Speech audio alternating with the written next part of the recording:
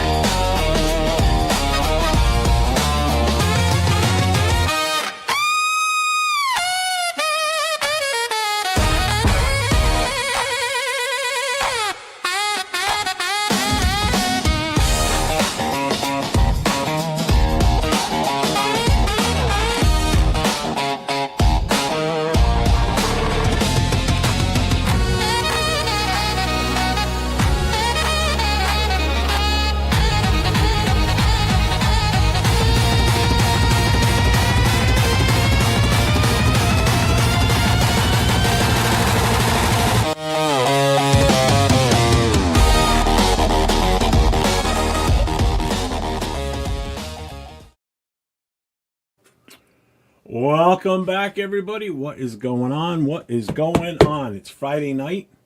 It's week 2 of the NFL season, preseason, I should say. Excuse me. Hang on one moment here. Let me just fix this. Make sure everybody can hear me okay, because I know I've had some problems with my sound for some reason. My mic's been too low. Hang on.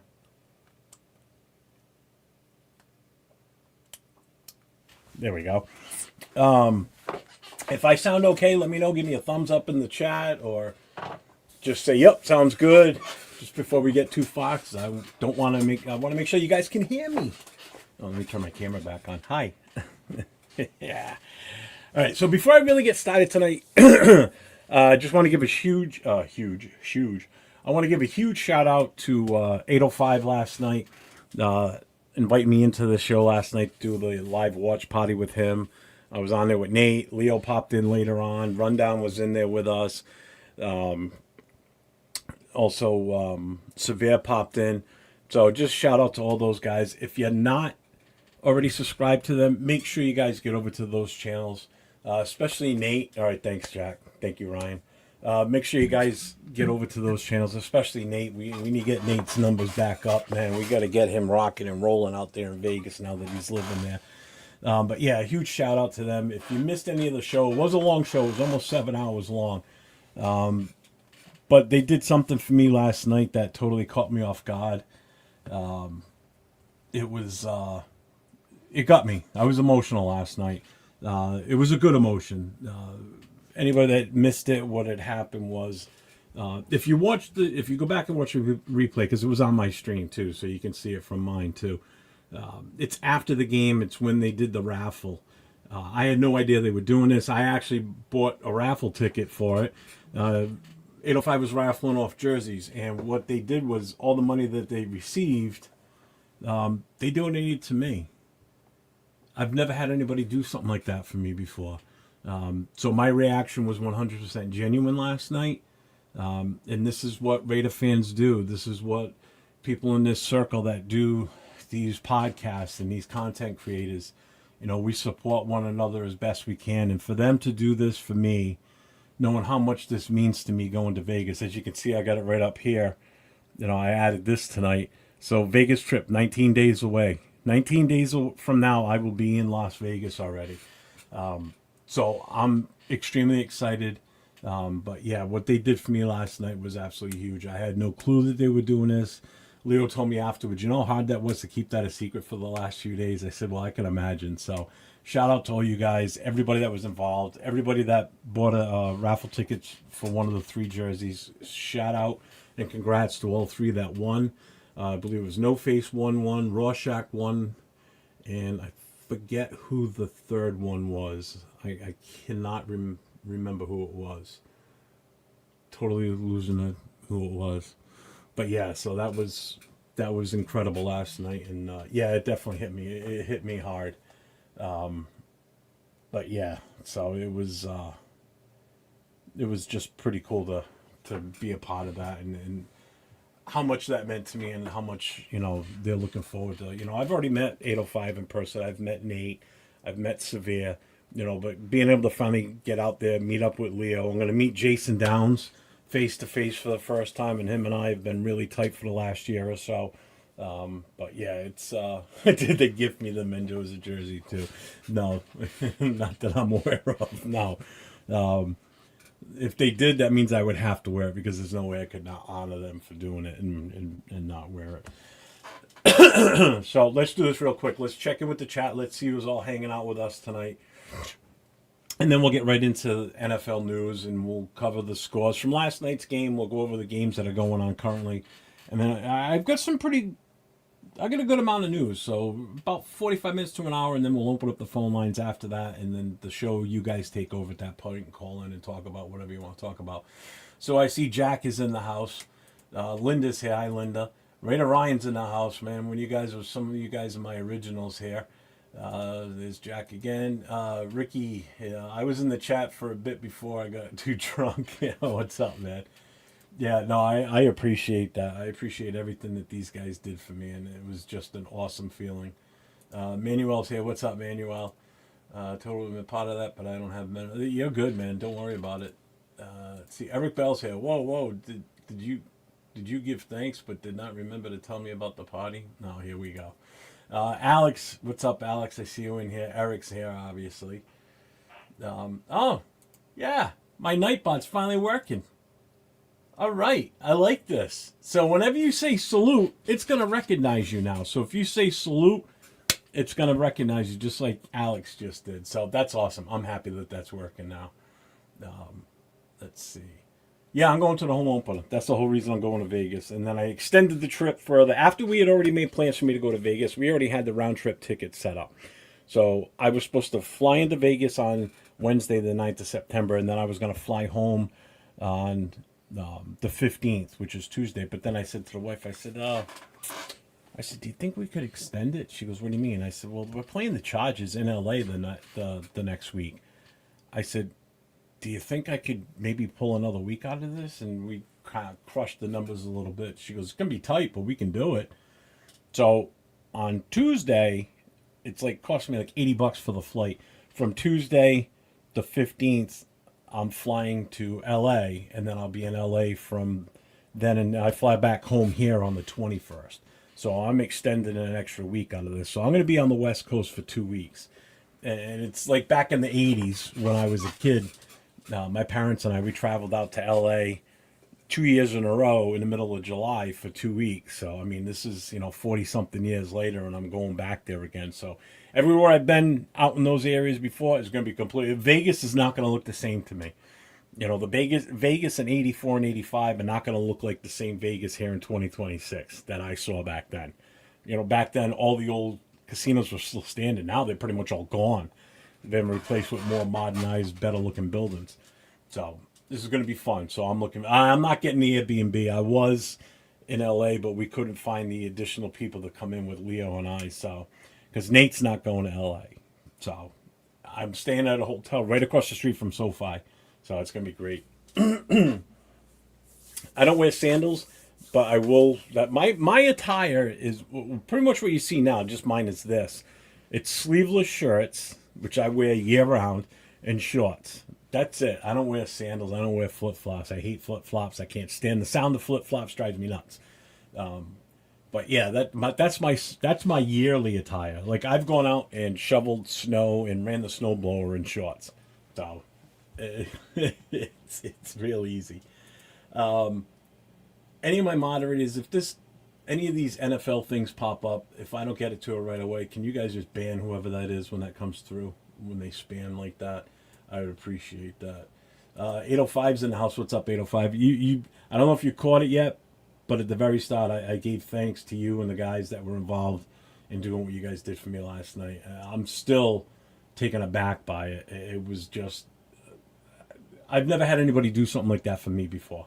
You know, I'm always on the giving end. I'm always helping somebody. I'm always, one of the first ones to help out when someone's looking for, for donations for something. I don't have a lot of money, and I try and do as much as I can for other people, like what I've done for Devin and his family with Little Raider. So this was, and it's not like I'm running around asking for this.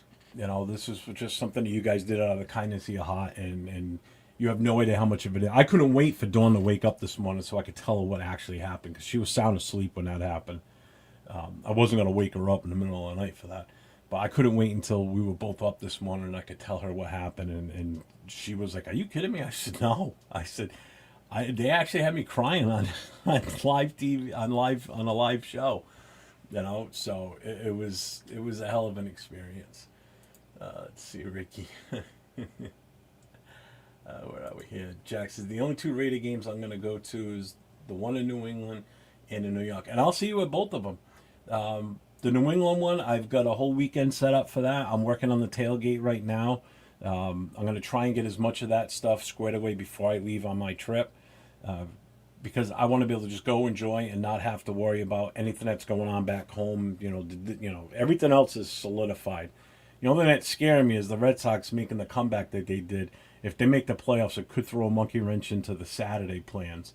But I'm hoping, I love the Red Sox, but I hope they falter and don't make the playoffs, because I can't take a chance of them screwing up my plans, because now I'd have to change the Saturday day plans and I'd have to change the Saturday night plans. So I see Lucky's in the house. What's up, Lucky?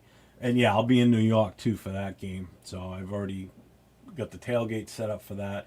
We've got the the Saturday night party, and Mike from Raiders Against the World, he's working on something for a Friday night get together out in New York also, or New Jersey. So when that comes to fruition, I will definitely be putting that out there.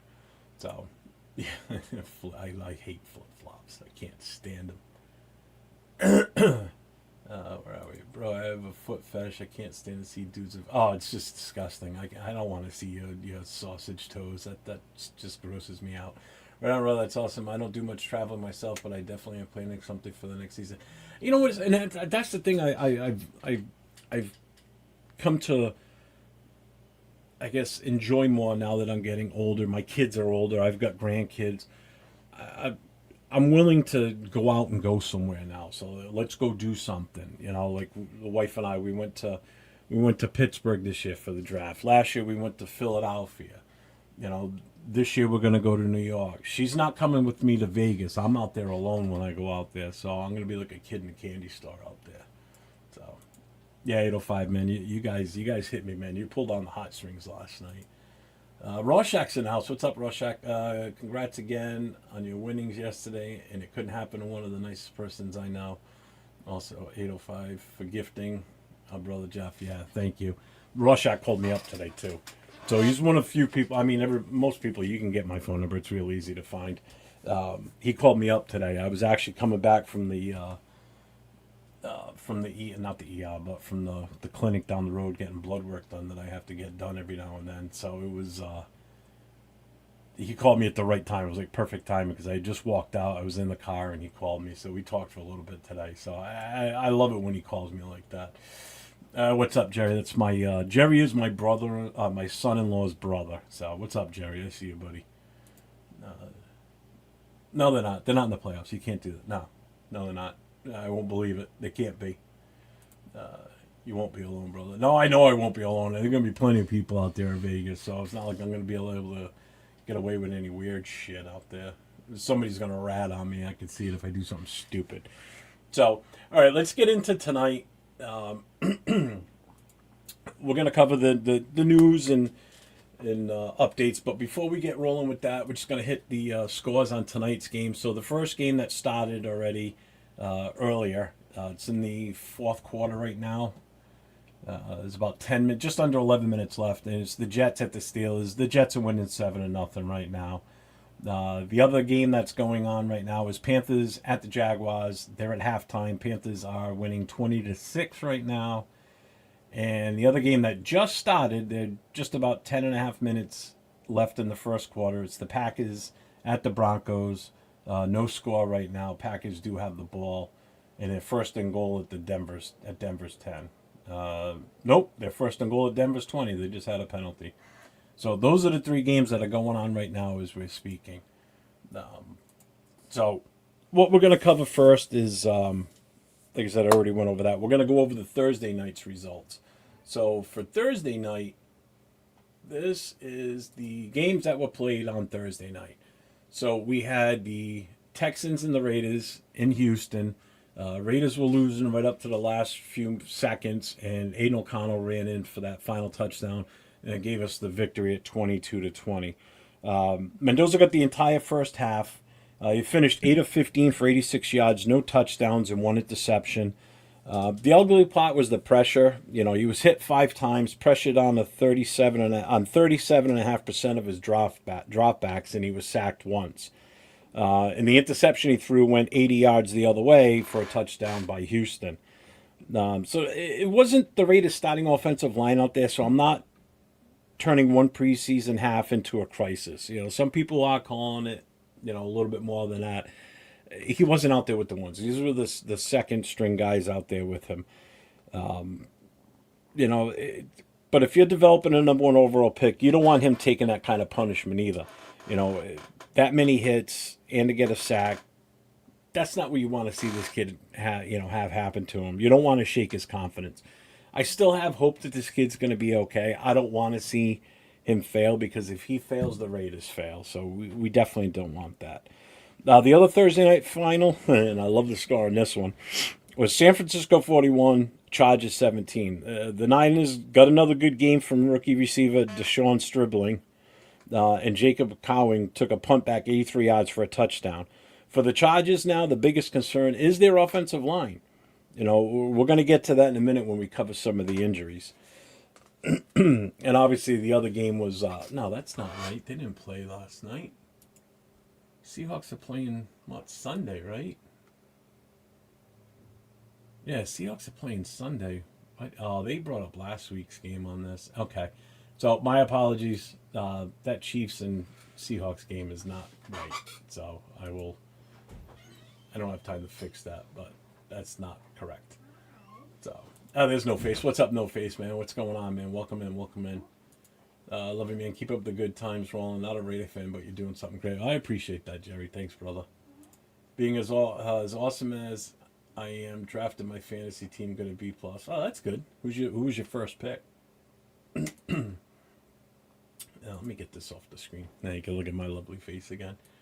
Where was I here? Rorschach with the $4.99 super chat. Another Dunkin' Donuts iced coffee fund. As for me, I also enjoy our conversations, but you make it easy to communicate with. I've always wanted to have that access. You know, guys like yourself that have been with me from pretty much day one. You know, we've developed sort of a friendship relationship. It's not just me doing these shows and you guys being in the chat. You know, it goes beyond that. You know, Bueno, I talk to him all the time. You know, he hit me up today already in the text. Him and I were texting for a while today. You know, I can't wait to get out to LA where I can see some of you guys that aren't going to make it to Vegas, but I'll see you guys in LA. That's, in all honesty, it wasn't even the game being in LA that drew me to go out to California or want to go to LA. It's because I'm going to miss out on meeting a lot of guys that are in LA that aren't coming to Vegas. You know, like Raider Ben, like, you know, hopefully Rorschach we hook up. Bueno, I know we're already going to meet up. We've already talked about that. There's a lot of you guys that I'm going to meet in LA that I'm not going to get to see in Vegas. And that was pretty much one of the big decisions on pushing me out there for another full week, was to be able to get out to LA and hook up with you guys and spend some time with you guys and just have a lot of fun, man. Wait, 805, I don't see the Raiders doing RPO. I believe you said that's all Fernando plays. Let's see. Demokes is in the house. What's up? AOC MVP incoming big. Dude, he had a hell of a game last night. I loved every minute of it. Let's see. All right, so you took Amon St. Ra. Yeah, I mean, that's not a.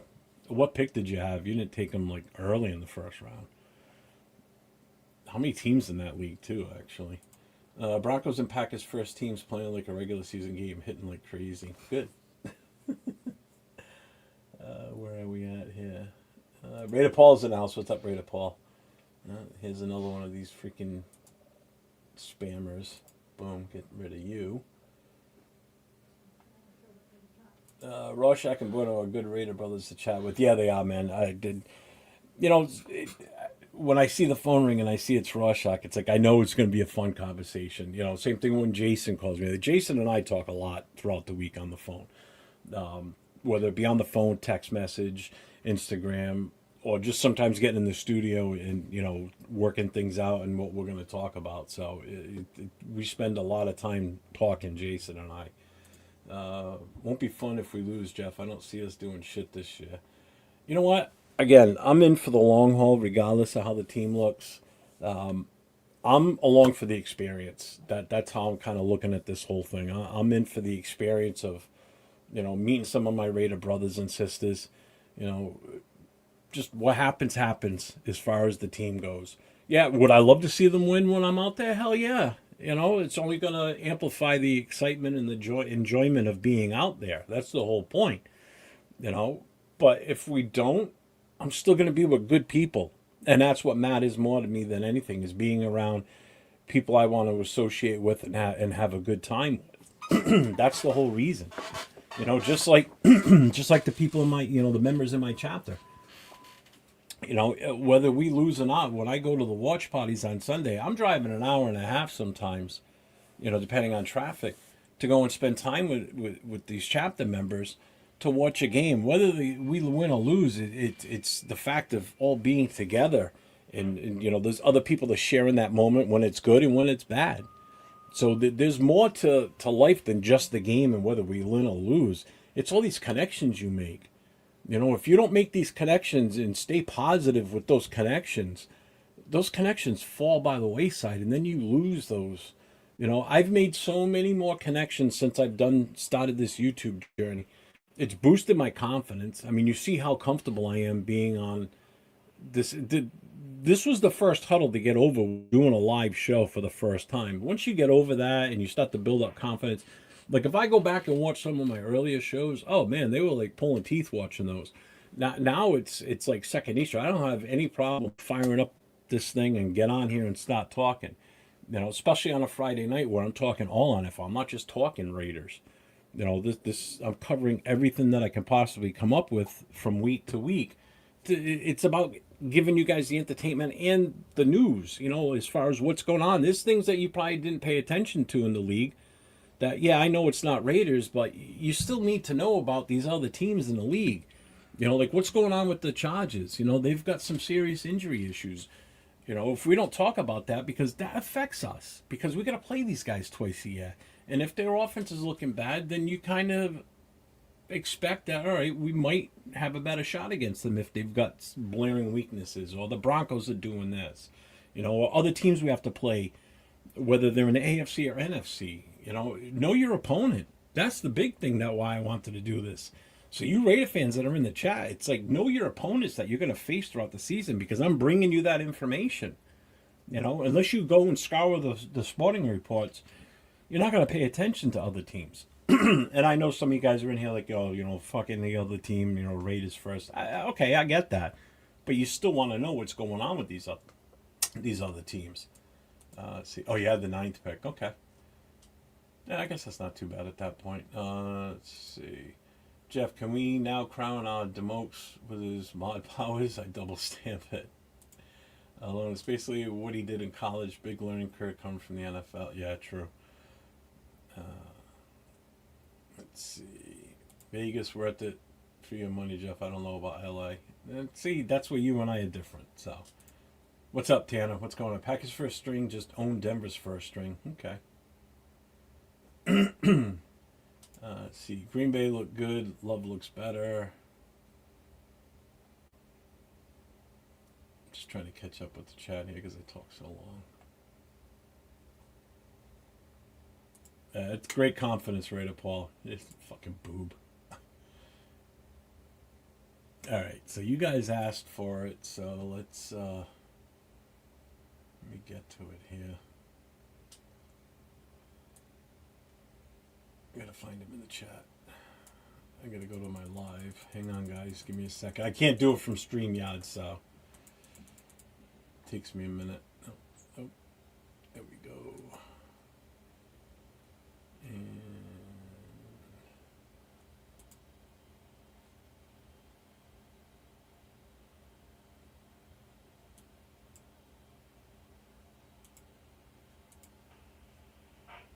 all right, Demokes, type something.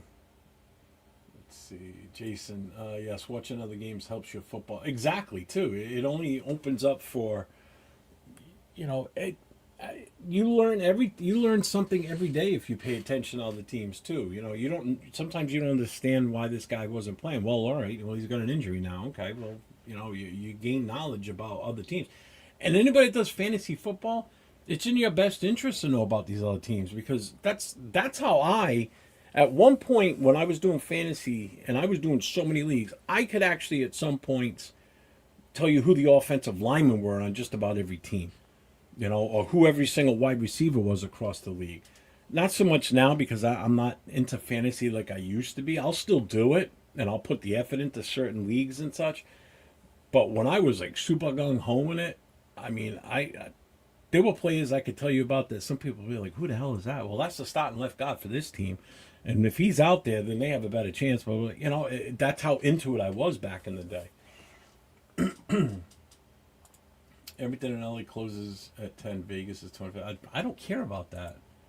Again, whatever. I'm not going to hash it out with you here. Shout out to No Face with the gifted 5 memberships on my channel. I appreciate you, brother. See, it's shit like that means a lot to us content creators. Sometimes, fans don't realize how much that means to us.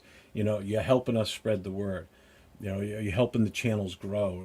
This is stuff that affects and helps us in the long run, so I trust me, you have no idea how much we appreciate that and the jewels that you guys send. The jewels, it's on the same idea as a super chat, but it's a lower level. Like you could spend 10 jewels, that gets converted to a cash disbursement when we get our payouts once a month. Let's see, be back in 10 minutes tops. Okay, I'll be here. Thanks for coming on, Jeff, and keep us entertained. Well, I appreciate that. Oh, there's the wife. The wife's checking in. Hi, Dawn. See, and there it is. Eric just did it. 10 jewels sending the hiding. Thank you. I appreciate you, man. Anthony's in the house. What's up? Cool Kev's here. What's going on, guys? Just so you guys are aware, if you type salute in the chat, now my Nightbot actually will recognize you anytime you enter. So that's kind of cool. I finally figured out how to get that to work, and that was my daughter helping me earlier tonight. She does that too. So you better appreciate. Well, you keep talking like that, I won't, Eric. All right, so let's get back on track here. Let's get back to where are we? We already did that. We already did the Thursday night results. All right, so we're going to be going here. We're going to go back to the actual NFL news now. Yeah, see? Look at that. Salute. Welcome to the channel, Lone Raider. There you go. See? Thanks, Beth. All right. So we're going to start with the news that's going on around the league. One of the big ones, and this just came out, I guess, today, involves the Arizona Cardinals. And I just got to be real careful with the wording on this. It's an active investigation, so everything is allegedly. Former Cardinals director of college scouting, Ryan Gold, is now the subject of a second investigation connected to an alleged gambling activity. And this stems actually right here in mine and Eric's backyard in Massachusetts. So the Massachusetts Gaming Commission is looking into unusual betting patterns in Massachusetts. The Arizona Department of Gaming already opened a separate investigation back in July. They suspended Gold. The NFL suspended Gold indefinitely in July for violating the league gambling policy. The league alleged that he provided confidential, non-public information about Arizona's 2026 draft selections and participated in parlay bets on NFL and college games. Gold is appealing the NFL discipline, and his attorney has denied all allegations. So the correct way to say this tonight is 2 investigations are open, okay? The NFL has already suspended him, and the allegations are being challenged. So just remember, these are all alleged charges, okay? And this is, again, another reminder that the NFL is going to treat gambling and insider information as a major integrity issue.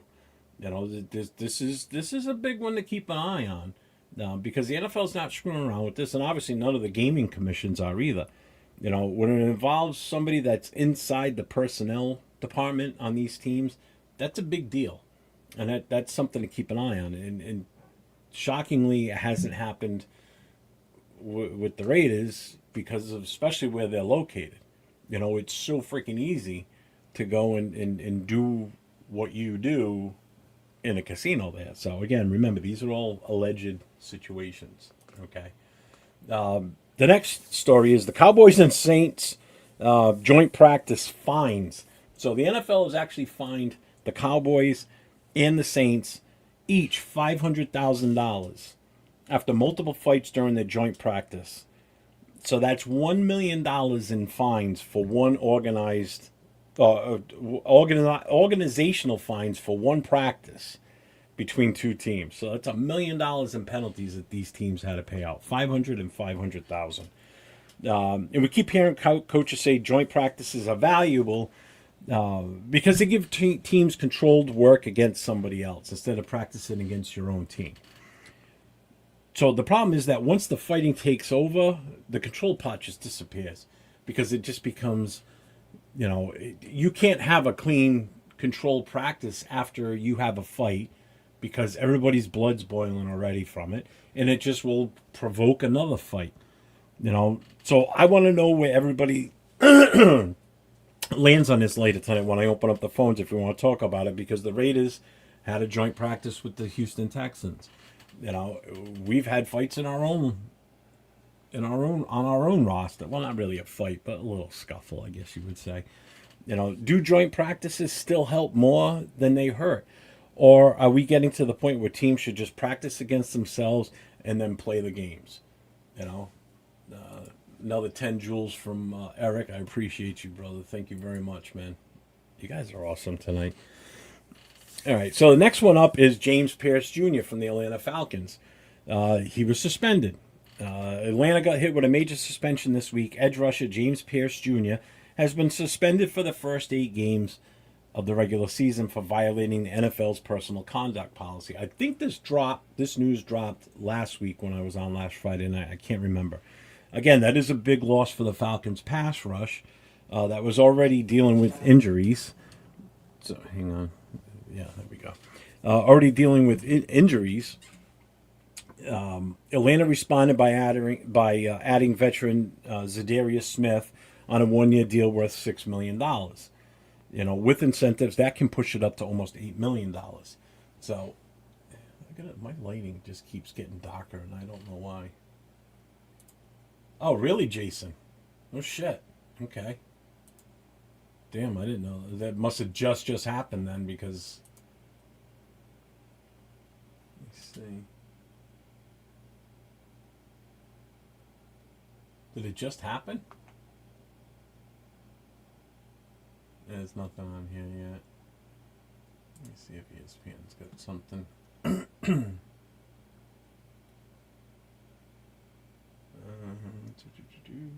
NFL news. Yeah, I don't see anything in here yet.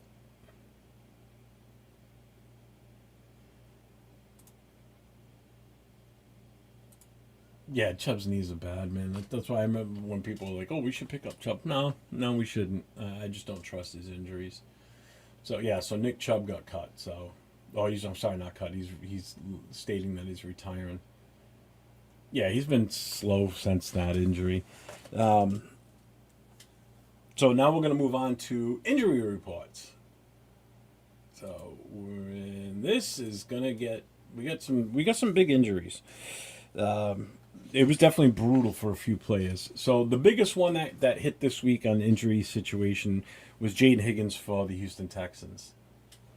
What's up, Tony? I see you, a fellow president from TBH, Portland, or not Portland, Spokane, Washington. Sorry, not Portland. You're close, a few hours away, but yeah. So what's up, Tony? Yeah, brother, it's right here. It says it right here. 19 days, baby. 19 days away, Vegas trip. Every time I'm on, I'm going to have a new one up there. So Houston wide receiver Jaden Higgins tore his ACL. So he's done for the season. And this was in the joint practice with the Raiders. All right. So he caught 41 passes, 525 yards, and 6 touchdowns as a rookie last year. So it's not just a loss of depth. I mean, they expected him to have a real role next to Nico Collins while Tank Dell still recovers from, work his way back from injury too. So the Texans have defensive depth all over the place. The question now is whether the receiver room has enough, if they have enough depth. It sounds familiar, Raider fans, right? If we've got the right depth at wide receiver, hell, do we even have the right starters at wide receiver? So the Houston Texans are taking a hit here. Jake Bobo kind of huge. Well, I think I got him on here.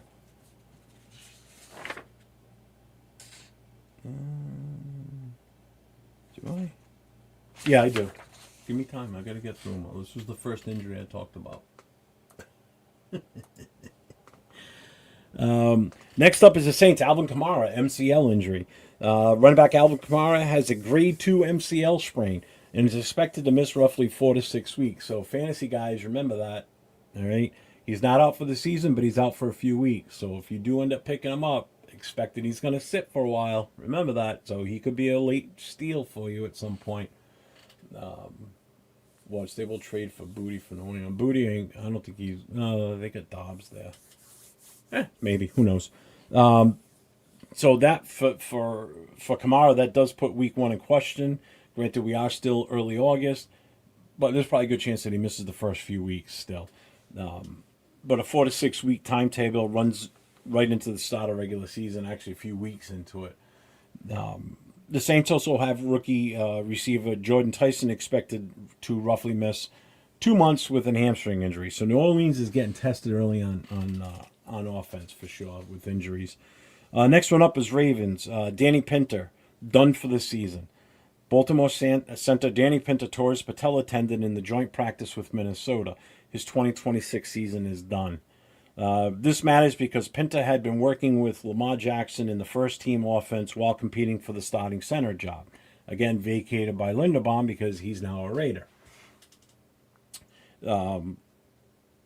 Veteran Ethan Pokic is now the likely next man up, and he's the guy that they just brought in a few weeks ago. So now he's the, what's up, Rosetown? I see you, brother. He's the going to be basically their starter now. And another reminder that some of the worst injuries in August aren't even coming from the preseason games. They're coming from these joint practices.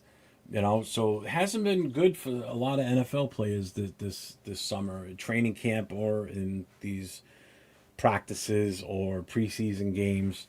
The Raiders had one last night. We still haven't heard the outcome on that yet. At least I haven't seen anything on it. Next one up, and this is a big one for us as Raider fans, guys, so pay attention. All right, Chargers Tyler Biadasz, I don't even know how you pronounce his name, is out indefinitely. So he is done. He's their center. He's got an ACL injury plus additional damage to his left knee, so he is out indefinitely. So Harbaugh did not officially call it season ending, but come on. If he's got that severe of an injury, he's probably going to be done. Okay. He's not calling it season ending, but he said the outlook was not promising. So, in other words, he's done for the season. Okay. So, the Chargers signed him to a 3-year, $30 million contract this offseason to help protect Justin Herbert, who was supposed to be one of the biggest priorities. So now they've got a rookie, Jake Slaughter, who's being moved back to center now to see if he can solidify that front offense. What's up, Jason Marshall? What's up, man? I see you, brother. So for me, this is one of the biggest football injuries this week because we already know what happens to the Chargers offense when the line starts to fall or starts to fall apart. This doesn't help them at all at this point. And again, this is big news for the Raiders because our front defensive line doesn't look the best. And now we have to play Chargers week 2. So what type of shape is their offensive line going to be in?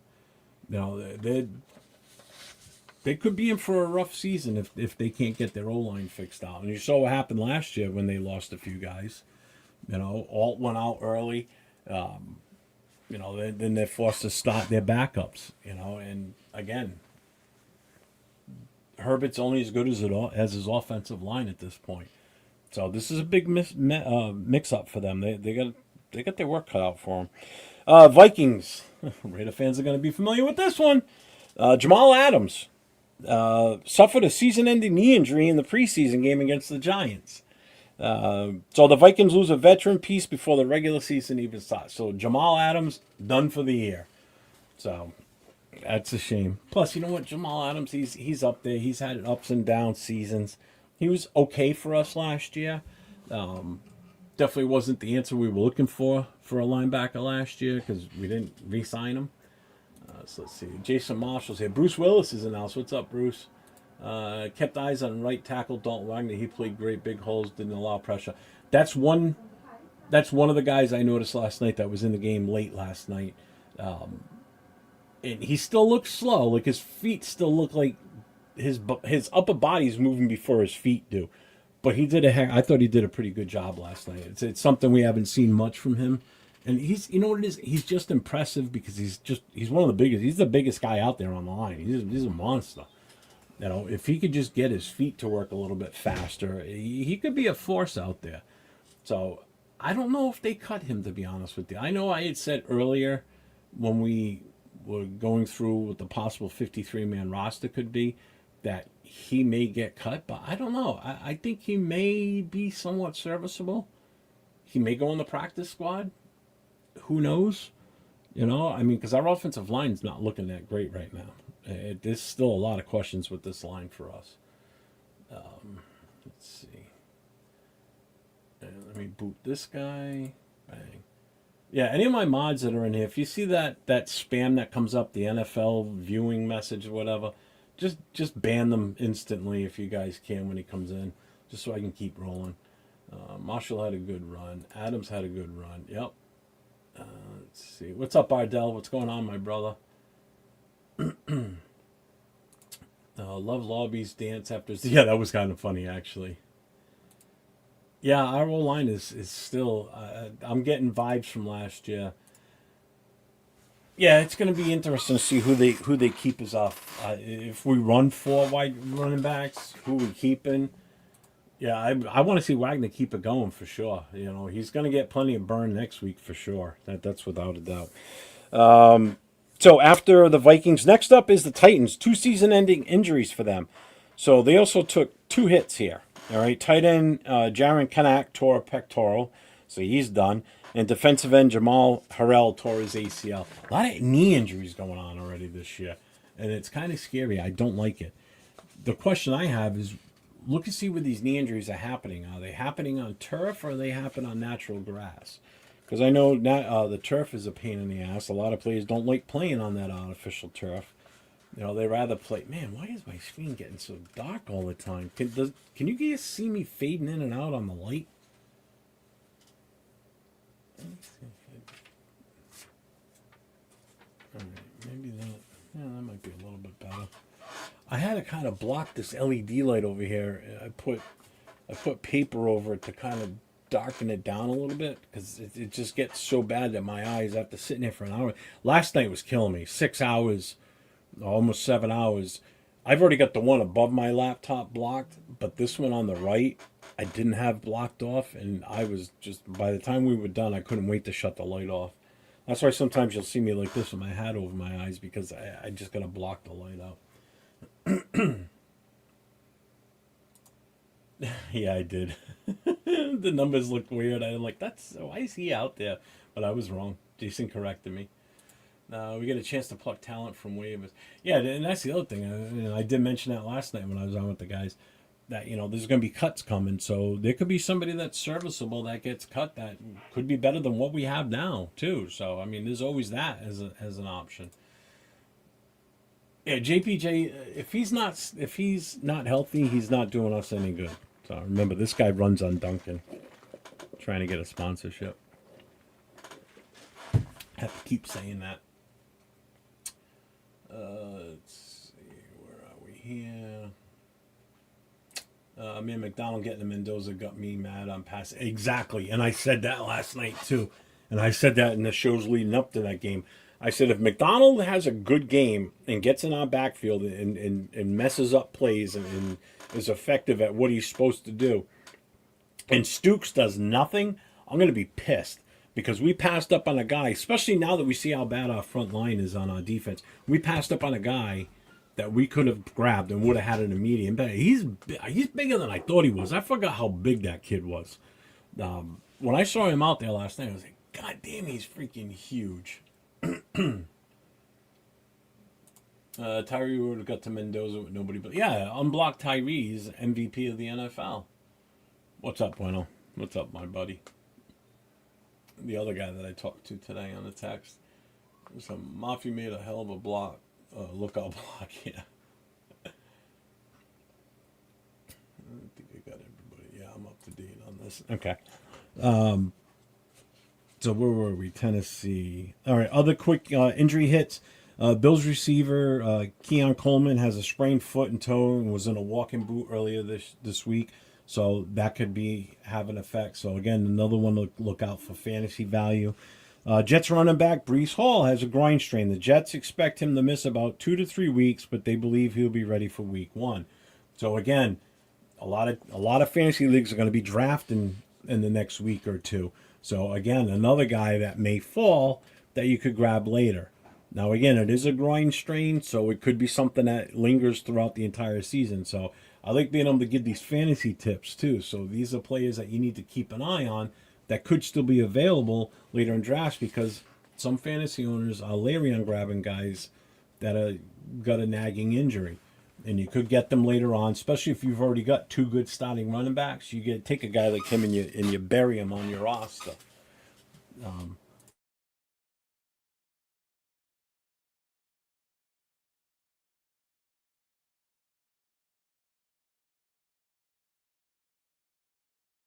Sorry, had to yell out to the way for a quick.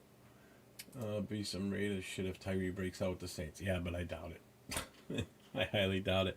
God damn it! What? I was just in the bedroom. What? Oh, hold on, folks.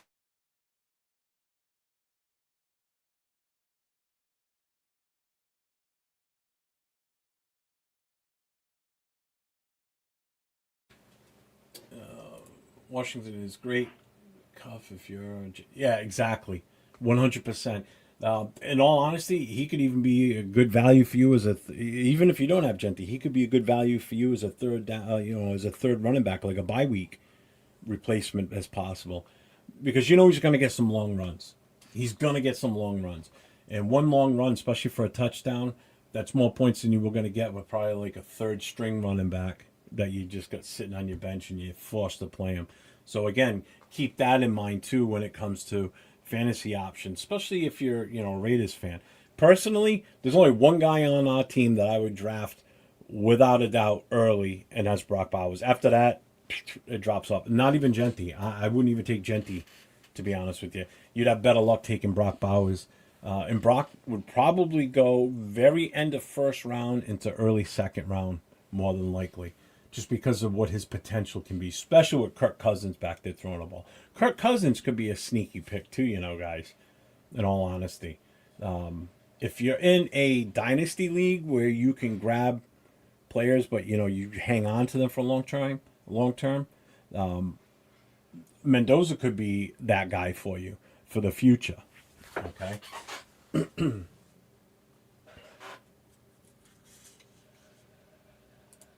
Jeff got. Yeah, no, you got Brock and Genti. What? There's no way you got both of those guys. I can't imagine. Good, bro. I'm getting used to the new name. Good to see you. Hope all is well. Okay. See, Eric, play nice with people, and people are nice to you.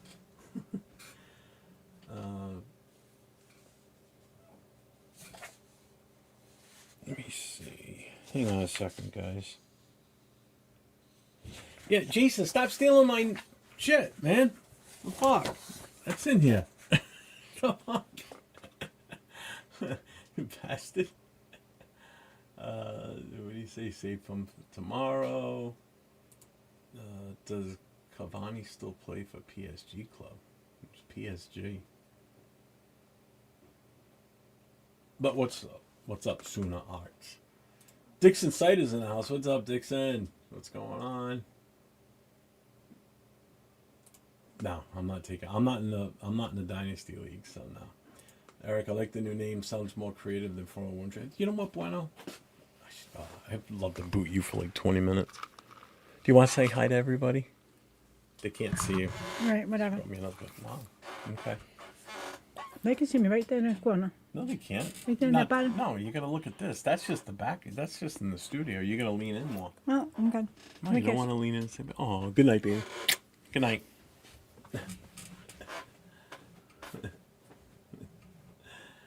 Where are we? There we go.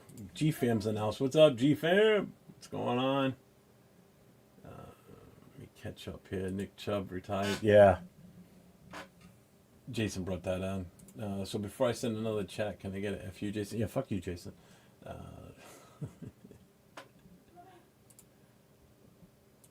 Dixon has a better chance winning a kick. I already want to talk about our kicking position. So where was I? Okay, so I already talked about Breece Hall. Commanders quarterback Marcus Mariota sprained his MCL and is likely to miss the rest of the preseason, but Washington is optimistic he will be available for the regular season. Where are we here? Washington's defensive tackle Jerzan Newton underwent surgery for a torn pectoral and is expected to miss a significant amount of time. So again, fantasy reasons that affects your defenses too. Remember this. So it's not just offensive players. You're going to remember defensive players too. Detroit tight end Sam Laporta is dealing with a hip injury. Chicago quarterback Tyson Baggett is week with a hamstring injury. And Seattle receiver Jake Bobo was carted off Friday with what the team is calling a serious knee injury. The full diagnosis was still being determined at the time when I put this together, so I don't know the absolute final answer on that. I'm not calling it an ACL injury or an ACL tear unless Seattle confirms it, so we'll have to wait and see what the final ruling is. I don't know if anything's come out since I started this, but I digress. So let's move on. Next one, roster moves and contracts. I know I'm trying to get this done in an hour, but it's not happening. Buccaneers, Vita Vea. So Vita Vea's situation in Tampa's finally got resolved, okay? And it ended a lot differently than it looked a couple weeks ago, that's for sure. So Vea and the Buccaneers agreed to a 1-year, $30 million contract extension. The new money is fully guaranteed. He's now under contract through the 2027 season. Remember, Vea had requested a trade after contract talks stalled. Tampa kept saying it did not want to trade him. In the end, they found the money and kept the centerpiece of that defensive front. And again, this is a big one because a trade request turned into a fully guaranteed extension. So, and I know he had already put out there where he would like to have gone, and it was either one of the 3 California teams or the Raiders. So we were obviously, supposedly, we had allegedly sent a trade offer, or we had sent something as a possible offer to them. I don't know what it was, never heard whether it was true or not, but we'll have to wait and see. Well, it doesn't matter anyway because now they're not going to trade him. Seahawks, Witherspoon and Diggs. Seattle made two major improvements or major moves in their secondary. First, Devon Witherspoon agreed to a 4-year, $132 million contract extension, making him the highest paid corner in the league by average annual salary when the deal was reported. We should make a new hype train trade for Jerry Porter Jr. Shore up secondary. Then Seattle brought in Trevon Diggs to a 1-year contract. He's the former Cowboy secondary corner. That secondary has been one of the busiest position groups in football this summer, and Seattle's clearly not being shy about spending resources to shore that up. Keenan Allen. Colts added veteran Keenan Allen to a 1-year deal worth up to $8.32 million. Yeah, $8.3 million. He's 34, but he caught last year 81 passes last season. So with Alec Pierce working back from ankle surgery and Michael Pittman already traded away to Pittsburgh this offseason, the Colts wanted another proven target. So this could also help out the Colts immensely right now too. So Giants, Najee Harris. The Giants signed running back Najee Harris to a 1-year contract and released Juju Smith-Schuster. This is a veteran back joining a roster that is still trying to sort out exactly what its offseason is going to look like under John Harbaugh. So don't forget, Scatterboo's still coming back from his injury, whether he's going to be 100% or he's going to do something dumb and crack his skull on something else and be out again. Who knows about him? Let's see, where else are we here? So Packers, Jaguars, and Broncos, they made some quick moves. New England added veteran Greg Van Roten to a 1-year deal to shore up their offensive line. Jacksonville acquired offensive lineman Daniel Fiali from the Giants for a 2027 sixth-round pick. Denver signed safety Taylor Rapp after his 3 seasons in Buffalo. And San Francisco added another running back, Khalil Herbert. QB watch, real quick on this one. I'm trying to get through this, guys, so we can get right into... I can open up the phone lines. Phone lines are not open yet, so if you're calling, you ain't gonna. There's no one to pick up. Let's see. Thank you, Eric, with another 10 joules, brother, with the little hiding icon. Thank you, brother. I love it. Breaking news. I just received a text from I'm Not Bueno's AI fridge, and it said that he'll be calling in tonight. We shall see. No, call tomorrow night. Tomorrow night's the Raider show. I don't want to talk to Bueno anyway. I'd rather talk to other people. See, Broncos aren't running a vanilla defense. Holy smokes. 6 to 7 man pressures, delayed stunts, curved blitz packages. Yeah, I told you the Denver's defense is going to be good. Fantasy folks, you're looking for a defense. If you grab one early, Denver's definitely going to be one of your go-tos on that. Them and the Rams. Shout out to GFam with the 5 gifted 401 Raider memberships. I appreciate you, man. That's the second one tonight that I've had already. You guys are awesome, man. You guys are lighting this shit up. I fucking love it. I love it. You guys are the best. I swear to God. So, QB watch. Raiders. Mendoza development. You ready? So, we're going to start with the Raiders because we saw Fernando Mendoza play last night. Again, he went 8 for 15, 86-yard, 1 interception, and the interception became an 80-yard pick 6. He also took way too many hits, okay? What I liked is that he didn't look completely rattled. You know, he did have some look like deer in the headlights, basically, at some point. He didn't get rattled after a mistake. He went right back out there. They didn't pass the ball immediately after he came back out. They did run a few plays, I think, just to kind of try and get some tempo in before they had him stop throwing. You don't want to have him come out and throw right away. You know, get him back into the game by just, handing off and doing what he's doing. They can't expose him to this kind of pressure, So he's out there. He wasn't out there with the first string offensive line. It was the second and third stringers that were out there. There was no JPJ out there with him. JPJ wasn't even dressed last night. They said he was going to be there. He was there. He wasn't even dressed. Kirk Cousins opened up camp as the QB1. The coaching staff has continued giving Mendoza opportunities, but nothing officially has changed as of now. So as of right now, Cousins is still the QB number 1. He's still going to be our week 1 starter as we're speaking right now. who's number 2? Is it AOC or is it Mendoza? I don't know. Right now, if you look at the depth chart, it would probably still show Mendoza. Uh, Aiden O'Connell did have a pretty good game last night. Yes, I know it was against the 2s and 3s.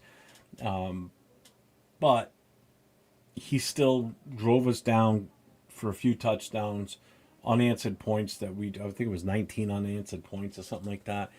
And the final score, he got that, that kind of a half-assed tush push in for the 6 points. So I think Aiden played admirably for last night. He did get us the win. I'll take the win.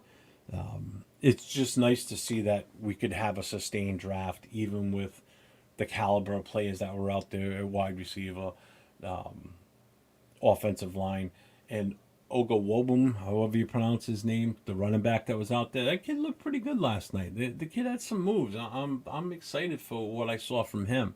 Where does he fall into this running back room? Does he move ahead of Hemby? Does he move ahead of Lobby? Where do we go with this? So basically, for me, preseason exactly where you want Mendoza learning. What he can and can't get away with. We just got to protect him. That's all. He's got to stay protected. We got to keep this kid on his feet and not on his back, not taking sacks. He did take a sack last night. I think he was hit like 5 times total. Even on that interception, he got hit pretty good on that one. So, moving on to the Falcons QB watch. Atlanta's quarterback situation is still worth watching. Tua was frustrated with his first preseason performance, going 3 for 5, 22 yards, and not getting much going offensively. Penix continues rehabbing from ACL surgery, and the Falcons said another doctor evaluation is coming soon. So, let's see. Browns, Watson and Shador. Cleveland is still evaluating quarterback room decision. Watson is getting back into live game work after the Achilles injury. Shador saying this continues to get preseason opportunities. And where is Aaron Donald comeback watch? There's this little wild card in Los Angeles called Aaron Donald. He's now had 2 workouts with the Rams in roughly 2 weeks while considering a comeback. He's still testing his body. McVay says there's no deadline on the decision on Donald's timeline. So let me just be clear. He is not officially unretired yet. He has still not signed a contract. They're just seeing what he can do and if he can handle this. So my question later on, I'm going to ask this on the when you guys call in. If Donald says he's ready to go, is there any reasons the Rams should hesitate? So if he says, okay, I want to do it, should the Rams just welcome him with open arms, sign him to whatever type of contract they can get him to, and bring him in? So if you guys call in, I want to hear about that. I'm not going to go through the rest of this stuff because this is all too much. Oh yeah, Dallas Cowboys added Von Miller after they got hit with the $500,000 joint practice fine. Where are we here? Rookie receiver for Philadelphia, Mekhi Lemon, returned to practice on a limited basis from the hamstring injury. The Eagles also got a very physical joint practice this week with New England. Where are we here? Anything else? So let's just, before I open up the lines, just going to give one last look at the scores of these games going on tonight. And one of them should be done by now.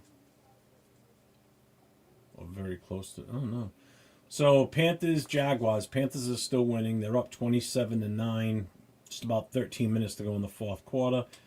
Packers, Broncos are tied at 10 apiece with about just under 10 minutes to go in the second quarter. Jets and Steelers is a final. Jets won 17-0. So Drew Aller for Pittsburgh was 11 for 23 and 110 yards. Bo Nix for the Broncos right now was 6 for 9, 76 yards and a touchdown. Waddle had 1 catch for 35 yards. Carolina, small hands Kenny Pickett, 15 for 25 and 137 yards and a touchdown. Amir Abdullah for the Jacksonville Jaguar, for Carolina. No, for Jacksonville. 6 carries, 45 yards. Okay. So, there you have it. Those were the scores from tonight's game. just real quick, these are the games that are going on tonight. So again, the Jets and Steelers is over. Panthers and Jaguars are playing now. Packers and Denver are still playing. So tomorrow, we got a full slate of games tomorrow. Let me get this off the screen. So we got a full schedule of games. They start at 12 o'clock Eastern tomorrow. And last game is at 10 o'clock tomorrow night Eastern time, so 7 o'clock Pacific. So we got the Redskins at the Lions. We've got the Falcons at the Colts. We got the Bills at the Browns. We got the Ravens at the Vikings. Saints at the Rams. Giants at the Dolphins. Eagles at the Patriots. Bears at the Bengals. Chiefs at the Buccaneers. And Cowboys, Cardinals. So those are the games tomorrow. And then there is a game on Sunday at 8 o'clock.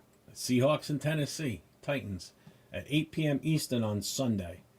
So we've got a full schedule of games this weekend. So if you guys are watching any of them, tell me which game you're going to be interested in, whether you care or not, whatever it is. Let me just check back up with the chat. Let me see where we're at here. Malik Benson looked more rattled to me. Yes, he did. He wasn't that great at all. Chino going to make a flag of it. This is going to be... Oh, I hope he does. It was the rookie's first game on ESPN on national television. I give all rookies a pass except for the Tokyo Toe. Missing extra points is unacceptable. That was disgusting display of kicking... Well, I should say non-kicking. That was horrible. That was absolutely horrible. Again, and I've said this before, the Raiders are not in a position where we can work with a project. And right now, the kid's a project. We don't have that luxury. You know, if we were a well-oiled machine and we're competitive and we're in the thick of the playoff runs and such, all right, I get it. But man, we don't have that luxury. You know, we're not a team that's deep in the playoffs every year, where we can take a chance with a project so needing so much help. He's got to get caught. I can't see him even keeping him as an IPP. I just let him go.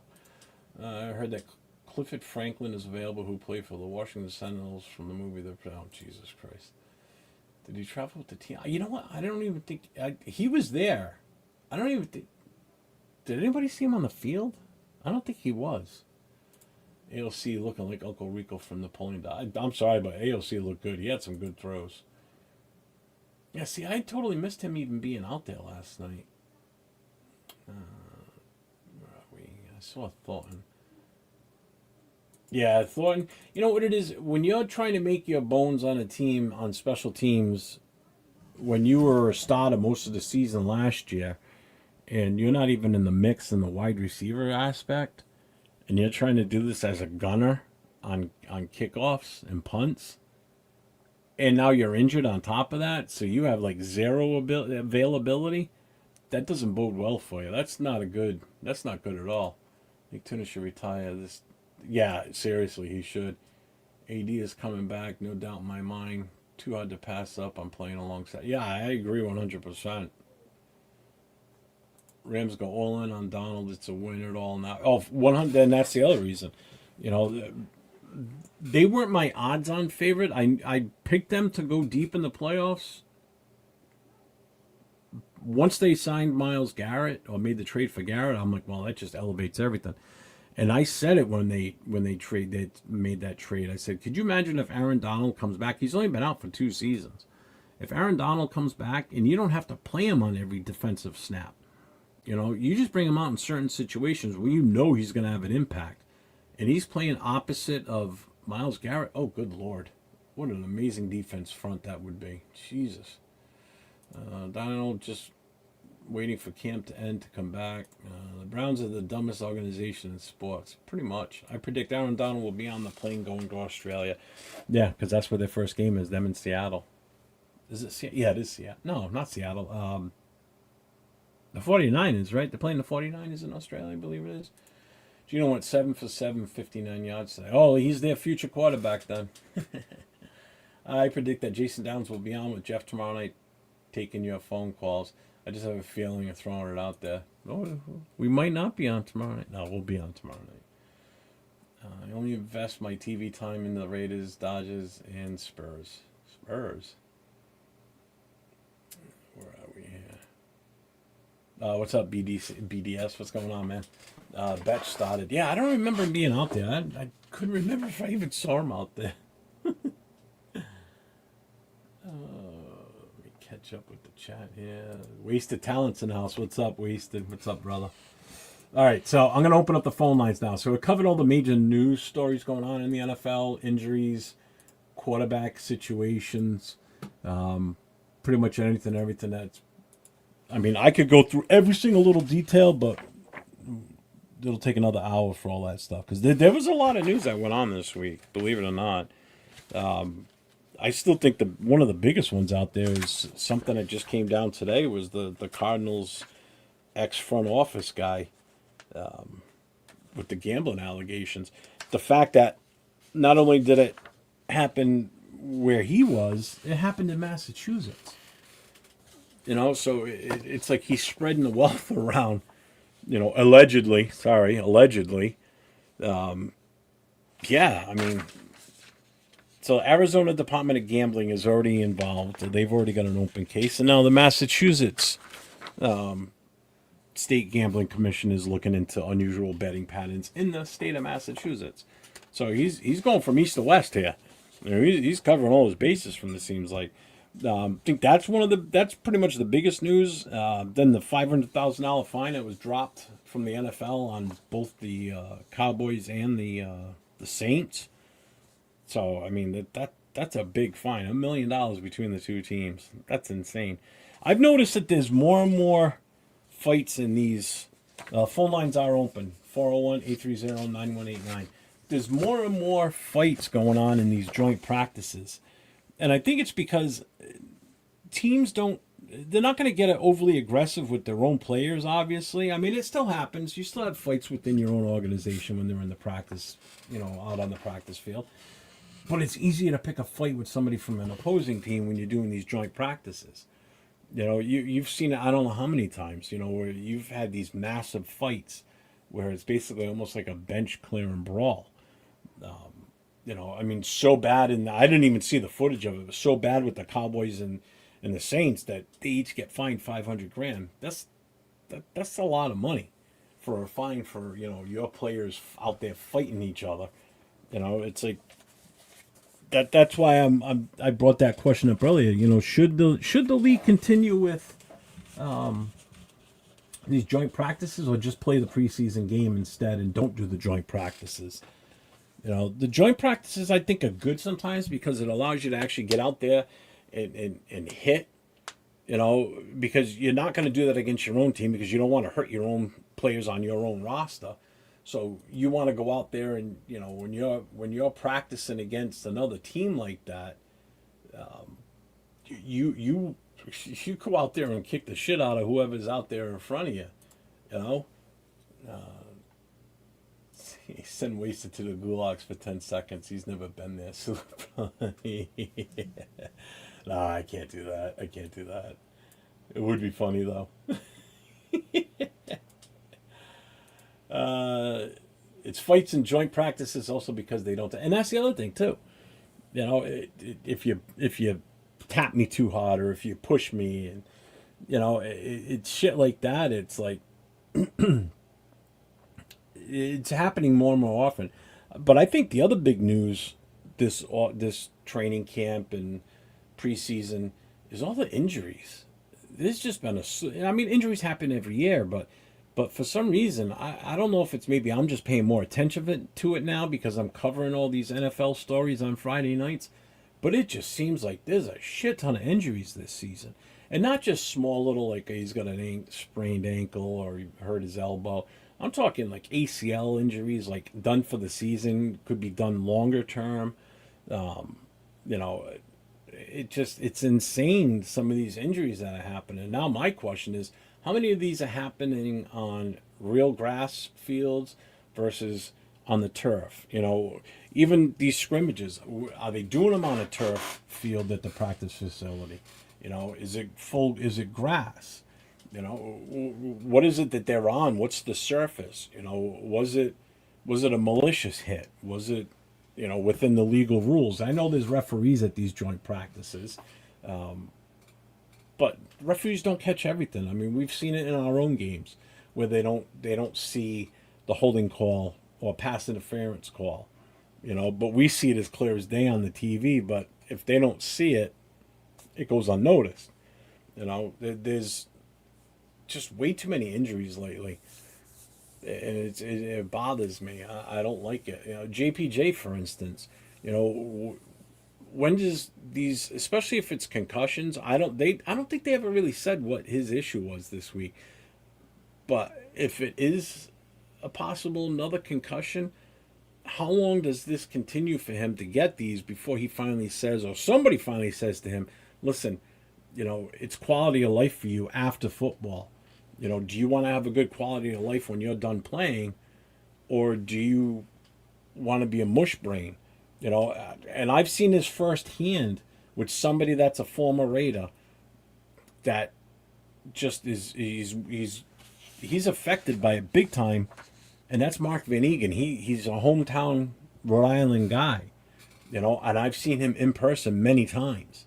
You know, he was actually one of my friends is a bartender at a famous restaurant in Rhode Island down in Cranston, and he was just there last night eating dinner with some friends, and he looks totally different from the last time I saw him already.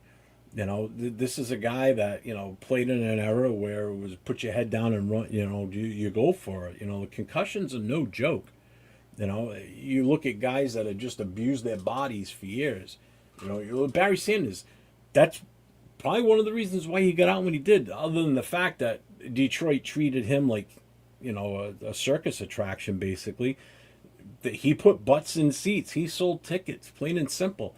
They never gave him the right personnel around him to help that team succeed. You know, what he did on the field with his running, that was 90% him. It wasn't because they had a great offensive line. You know, it's because he just was that skilled. He could do that himself. And the way they treated him and not bringing in players, but still just tagging him along, that's why he called it short. Plus, I don't think he wanted to beat the record, to be honest with you, because he would have beat it in his next season. He would have beat it easily. You know, Emmett Smith, who? Emmett Smith would have been an afterthought as far as, you know, the top rusher in the league. It would have been Barry Sanders. You know, Leo posted something in our group chat on Instagram the other day, and it's the 2000 season. It's the year of his 2000 rushing season, and just some of the plays that he made. I must have watched that about 5 or 6 times over, because it's just so awesome to watch a guy of his stature. I got to see him play live once, and it was in a preseason game. It was here in New England. They were playing the Patriots, and that's the only reason I went to that game, is because I knew he was playing, and it was the only chance I ever got to see him play live in front of me. And I can at least say that I saw Barry, preseason or not, I saw him out there running the ball. You know, he only had a couple of carries, but I still saw him in person. You know, he's that type of guy he was an attraction, and that's how Detroit, the ownership, treated him, and it's a shame. It really is. And to this day, it still bothers me. You know, the guy was one of the greatest for us to watch in my era of watching football. You know, I was mostly an adult at the time that he entered the league, but it was still, I think, one of the best running backs out there, period, without a doubt. Why, did you guys actually boot him? You didn't, did you? No. Did you really? Are you shitting me? You didn't. Please tell me you didn't and you're fooling around. If you guys did, that is so wrong.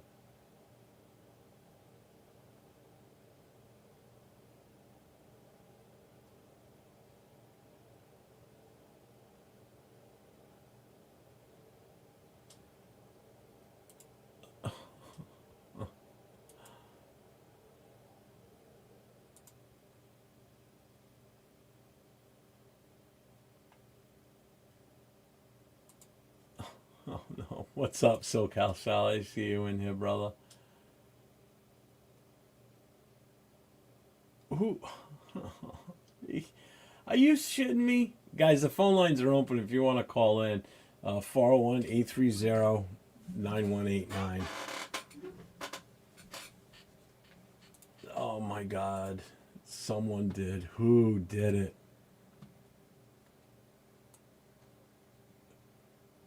You know what would be funny though? If the one person did it that I think did. Oh no, I see who did it. Oh my God. You guys, are you fucking kidding me? Oh my God.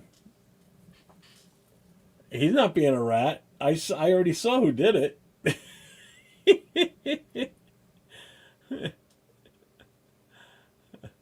Yeah, and it wasn't Rorschach either. Oh my God. I was going to say the funniest one would have been if Demokes was still in here, because I just made him an admin on his channel, and I know he gives Demokes a lot of shit in his chat. It would have been funny if it would have been Demokes that did it. Oh my God. Oh, I can't believe you guys did that. If he doesn't fucking come back because of that, and the next time I'm on his show, he boots me because of it, I'm coming after you guys. Nightbot did not do it. I already went back and looked, so you can you can say you didn't what you want. Unless you manipulate a Nightbot to do it, you bastard. Oh my God. I swear, Rosetown, if I go onto his channel and watch his show, and the first thing he does is kick me out, I'm pulling your admin on you, your moderator. Yeah, it definitely wasn't SoCal Sal. It wasn't Rorschach. It wasn't Bueno. I see exactly who did it. I mean, it is funny, but it's not. Maybe. Just a little.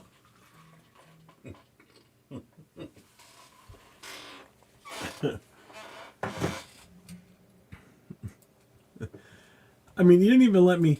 Actually, you didn't even let me put off the gunshot. We could really make it like it. Because I would have done this one for him. Where is it? Hold on. Where is it? Pew pew! Pew pew! Yeah, it's even too much. I would have done it for like... Not a full... Oh, I make him a mod. He'll start kicking. He'll start sending you all to the fucking gulags. Pew pew. God, I need a new chick. Can you guys hear that squeaking? This thing. All right, guys. Phone lines are open. I guess you guys don't want to talk to me. I know what it is. You guys are saving your phone calls for tomorrow night to call in and talk to Jason. That's what it is. They want to talk to Jason. See, I knew it. They don't want to talk to me. They want to talk to Jason. I get it. I get it. All right. I see how it is. I do have a voicemail, though. Let's see. Let's play the voicemail. It's 18 seconds. Yes, hi, this is Dylan Bloomberg. I would like you guys to know if you guys have a radio station about the Las Vegas Raiders, that they're going to win today and that they're not going to lose. All right, let's go Raiders. Okay. All right, so he called yesterday, whoever that is. Is that not Bueno doing that pew pew sound effect? 'Cause that sounds like him. Yeah, it does, actually. Damn, Rorschach, you started a war between Jeff and Waze. I hope you sleep well. You know what? Maybe it was his... You know what? I think it was Bueno's fridge. He puts his Denzo. King Kong ain't got nothing on me. Oh my God. Unbelievable. Stop it. Get some help. Yeah, get some help. You all need it. Fucking guys. Unbelievable. Well, if nobody's calling in, just tell me in the chat what you guys want to talk about. What's going on? What did you guys feel about last night? Were you still happy with what you saw from Mendoza? Do you still think he needs more time? I know there's some people that are still think he's the next best thing since sliced bread, and we should start him week 1. With what you saw last night, do you feel confident if we had to start him week 1? Would you be confident with that? Let's see. I put my boxes on inside out twice this week. I need help for sure. Bueno, I guarantee your fridge would do it. Your fridge has an evil streak. I can already tell he's not going to come back now, too. Bastards. I can't believe you guys did that. Well, you know what? I shouldn't say I can't believe. I can absolutely believe that you did that. Why is this image thing still showing up on my screen? Go away. No, it didn't go away. What the hell? Why is that showing there? Ella proud of the young men playing to the very end, trying to make the roster. Yeah, and that's what you're going to see across the board for all NFL teams coming up. This not today and this tomorrow's and Sunday's games, but everything, all the games next week. You're going to see. You're probably going to see hardly any starters at all play next week. It's going to be all these guys that are, these bubble players, the guys that are, got a chance to make the 53, or they're just trying to get some game film of them in game time situations, before they get cut, basically, because there's going to be a lot of cuts coming up soon, because they don't do cuts aren't like they used to be, where they had to cut down to X amount, and then the next week they had to cut down to an X amount, and then the final cut gets you to the 53. They're cutting all bang right at one shot down to the 53, and that all happens on the last weekend of August. So next week starts on Thursday, the first game. So I think it's Monday the 31st or Sunday. I forget which day. But the teams have to cut down to 53, and then the players go on waivers, and then anybody can, have a fair shot at picking these guys up if they need to.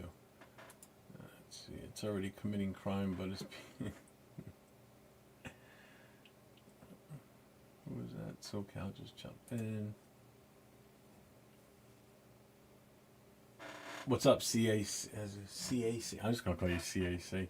Yeah, confident that many may get hurt if the Raiders start him too soon. And that's where I stand, too. I don't think he's ready enough to start week 1.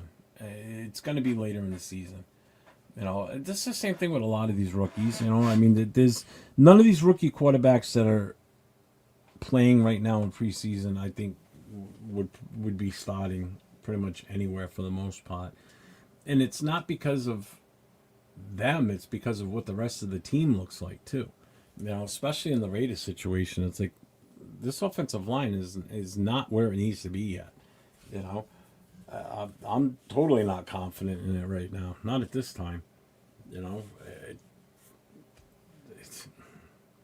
They need work. They still need work. They still need a lot of work. Would have been happier if we traded the first round pick. Absolutely. But I can't say that too loud because I'll get yelled at by everybody. Bruno has a portrait of him and his fridge together in his house. I want to hear your pew pew sound effect. Roast down fake news. We need so much more than a QB. We do, and that's just it. We needed much more than a QB and a running back. It's 2 years back to back that the players we picked were not the guys that I wanted. In the Genti draft in 2025, I didn't necessarily want to trade back, but I didn't want to take a running back at number 6. There were so many running backs in that draft that we could have picked up one in the second and third round and still would have been just almost as good as Genti, if possibly not even maybe better, because we could have had better offensive linemen that we could have drafted early. this past year, same thing. We already knew we had Cousins because we signed him the day after Mendoza's pro day. So we signed Kirk Cousins. So we already know Kirk Cousins coming in as that veteran presence at quarterback and is going to be the starter more than likely, no matter who else we had at quarterback. So we could have gone for, we could have traded back, grab an extra second round pick, or another first next year, or done something different where we could have, built up that offensive line through the draft, or gotten, a defensive tackle, or another, top defensive edge that could have gone alongside Max on the other side. There's just so many different things that we could have done. We could have gone for a wide receiver to give Kirk a definite deep threat. With number one that could have come out of this. You had Carnell Tate, you had Boston out there. You had a slew of players that we could have taken. Because last night, 805 asked the question of all of us that were on with him. If we had the number one pick, okay, and we wanted to trade back out of that number one, but nobody wanted to move up and take it, and you didn't want to take Mendoza, who would you take? And I had a hard time answering that at first, because when I looked at the players that were taken, and I had to go back and look at the draft and remember the players that were there. I couldn't pinpoint a definite number one at all, because Mendoza was not number one in my books. Okay, he was not the consensus number one overall pick. He was only the number one pick because we were picking number one, or the Jets would have been picking number one. So we were the two of the most needy quarterback teams in this draft this past year. We were the two teams that needed a quarterback worse than anything. You could probably throw Arizona into that mix too, and I think they had the third pick. Usually a third or fourth. So he would have gone to any one of those first few teams because they were just so needy a quarterback. But because we already had Kirk Cousins, were we really needy at quarterback? We could have taken a different one of these quarterbacks that were drafted later on to play behind Kirk Cousins. Would have done the same thing that we're doing with Mendoza. Would have been the exact same thing. Just, what? There'd be less pressure. Because for now, until the time that Mendoza is either not with this team or if he fails or whatever, there's so much more at stake with him in his position right now because he was the number one overall pick. Okay? And we don't have the best luck with number one overall picks at QB. All right? And yeah, it's past history, past regimes.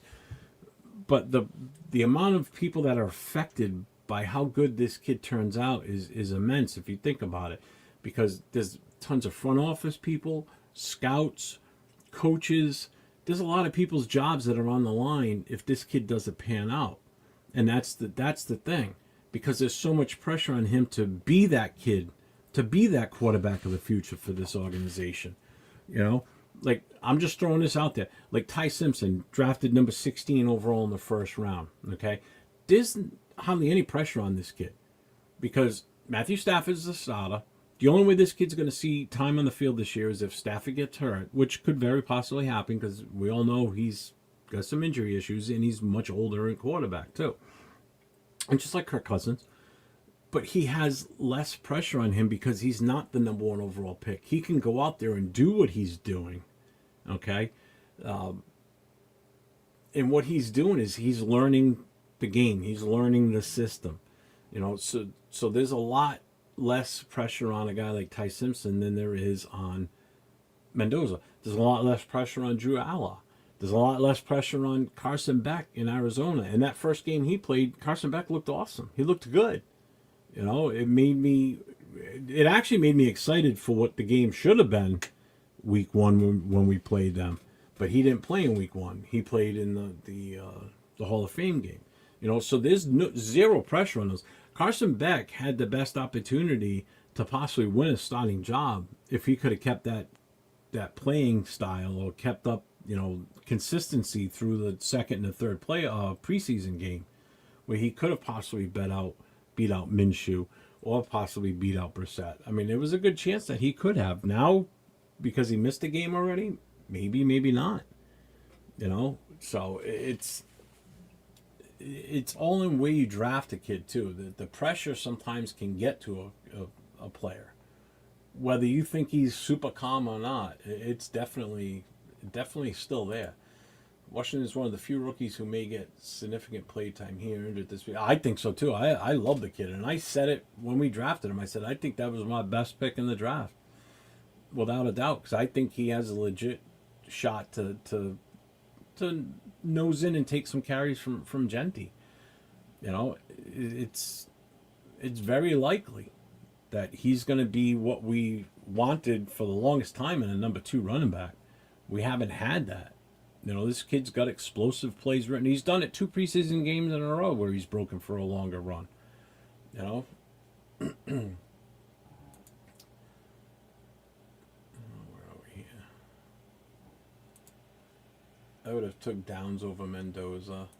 Caleb Downs was the best athlete in the draft. Yes, he was. I think 805 answered his question. He would have taken Carnell Tate. What I had said initially was, I said I would have pulled the page right out of the Minnesota Vikings' hand. I would have not submitted the draft pick right away. I would have let the Jets jump up so they take Mendoza, and now we can take whoever we want at that point. So we're not stuck taking him. If nobody wanted to trade back with us, let the Jets jump over us. They pick who they want to pick, and then we just go from there. But I wouldn't have passed on Mendoza. I believe he will have franchise QB who leads us back into relevance when he is ready, especially with Kubiak at head coach. Ty Simpson would have been a way better pick. I believe that too. But Mendoza is going to develop a thing. We also have had bad luck having QB drops to our position. Yeah, true.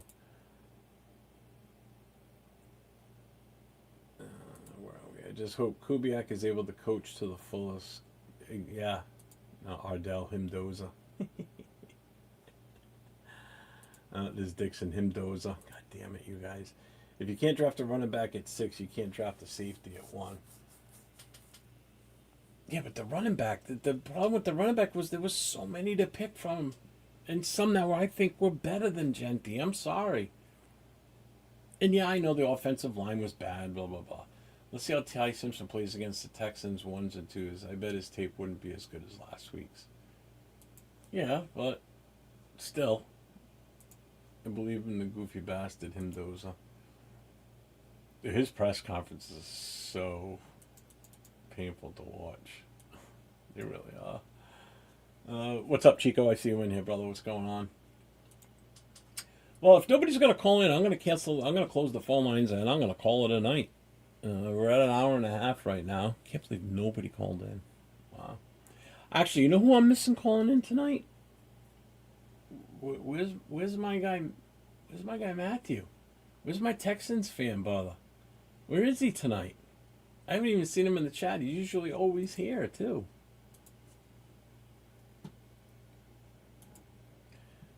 Let's see. So, well, you know what? I'm going to do a little public service announcement then. So, I'm just going to run through real quick the shows that I got coming up. So tomorrow night, Jason and I will be on with Raider Nation Voices, as usual, 10 o'clock Eastern, 7 o'clock Pacific. We do open up the phone lines a lot. Oh, no, not that one. We do open the phones up a lot earlier on that show. I don't on this one because I'm trying to cover the news, get through it quick, so I can give you guys time to call in, but apparently nobody wants to talk to me tonight. If you guys just want to be in the chat, that's fine. I got it. It's cool.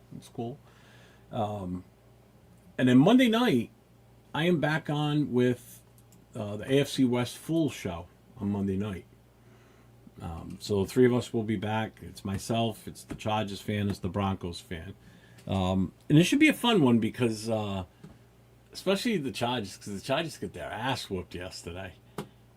They went down hard, 41-17. I know it's preseason, but it's still going to be fun. You know it's going to be fun. So I look forward to that on Monday night. So I may have a surprise that nobody knows about. You're going to have to wait and see. Where are we here? So the Panthers and Jaguars game is now final. Panthers won 34-17. And it looks like the Packers are going to win this one. Oh no, it's halftime. Shit. Never mind. My bad. I thought it was the end of the game. Hang on. Let me refresh this. Okay. It's halftime. Packers are up 23-10. Yeah, nothing, no standouts in that game. Where are we here?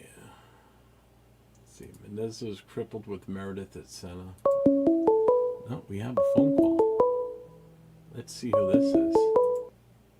You're on No Huddle with Jeff. State your name and the team you rep.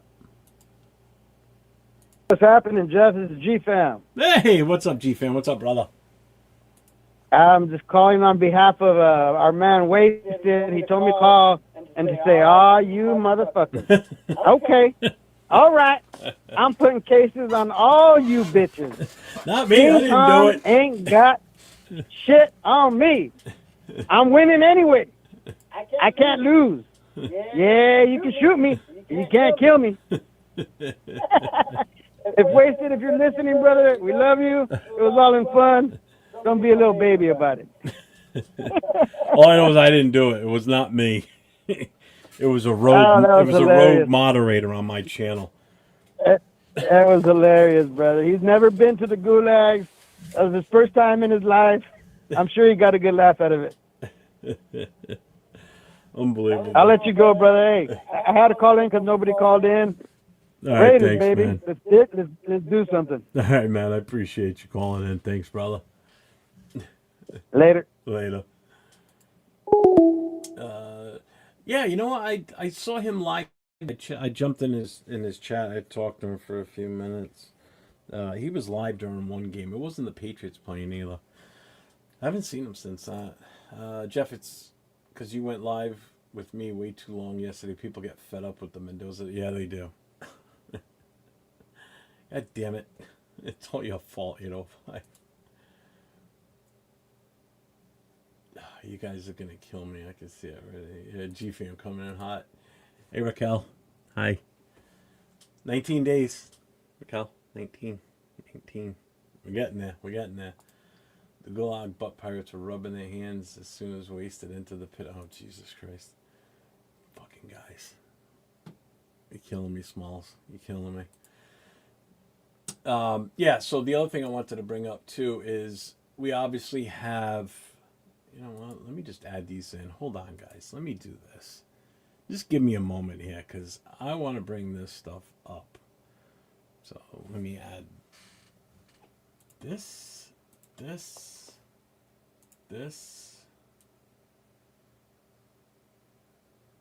I am going to give you guys a wealth of information on stuff coming up throughout Raider Nation, bitches. There's that. What is this one? Nope, not that one. Nope, not that one. Just bear with me, folks. I know I should have done this earlier, but I didn't, so...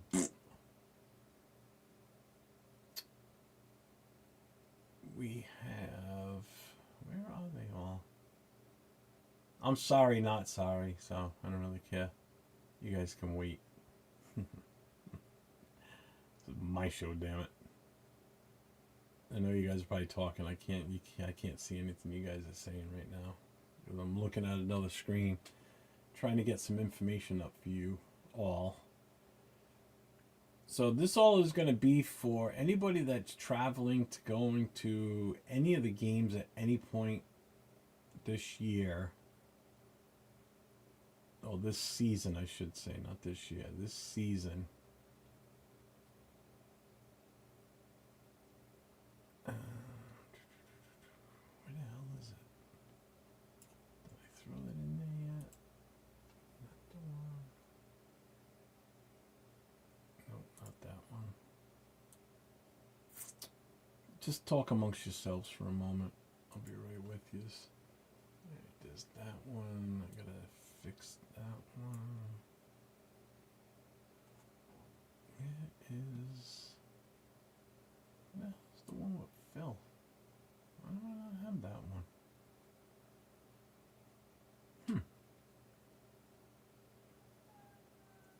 wish I put those in a separate folder. God dang it.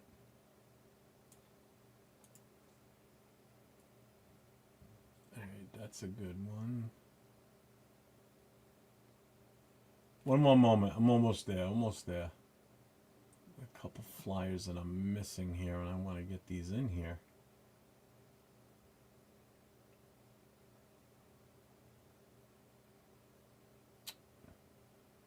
Why can't I find it? No, that's not the one. Is this the one? That's the one. Okay. There it is. Alright, so let me add all these in. Let me just catch up with you guys. Raquel can't wait. Yep. Winers Raiders, I'm there. Yeah, I'm not going to be out there for that game. I say, I hope we beat their asses in that game and in the parking lot. Yeah. All right. So here's what I'm going to bring up. Everybody pretty much knows what's going on week 1 in Vegas. So I've got some information here for some other games this season. So we have coming up in LA week 2, we're going to be at the Chargers. Let me get rid of this banner. Get rid of that. So, why is that? This should be... Oh, did I just put it in the wrong thing? I did it as a background. God dang it. Alright, so I'll just do this. Work either. Fudge fudder. Hang on. At least I know where they all are this time, so... Well, let me do this. While I'm doing that, I'll put this up. So, for the Patriots Raiders game, our chapter has shirts that are out. They're $24.99, regardless of size. It doesn't matter what size. Up to, I think it says 5X. Yeah, price varies by size. Sorry. So $24.99. So the bigger the shirt you have to get, it is a little bit more based on the tons of extra material if you're a fatty, like me. So it's nothing nasty about it. I mean, it's true. If you're a fat ass like me.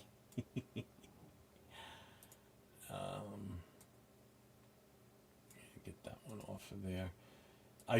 We do have women's styles too. I just added those the other day. I did the flyer for that one too, where it's the women's V-neck style. So, and you and mine there, Raquel, for sure, because I know you like getting shirts and everything. So I definitely was asked by one of my chapter members if we're going to do a what do you call it? If we're going to do a women's style. So I said, you know what? I said, absolutely. So I made a design for the women's. So women's are all set now. So we got the women's design in there. Where is the fill one? I just had the fill one and now I can't find it again. I just said that I found them all and now I lost it again. So as you can tell, I'm trying to drag this out. There it is. There's the fill one. I'll bring the t-shirt one up in a second for the ladies. In one moment.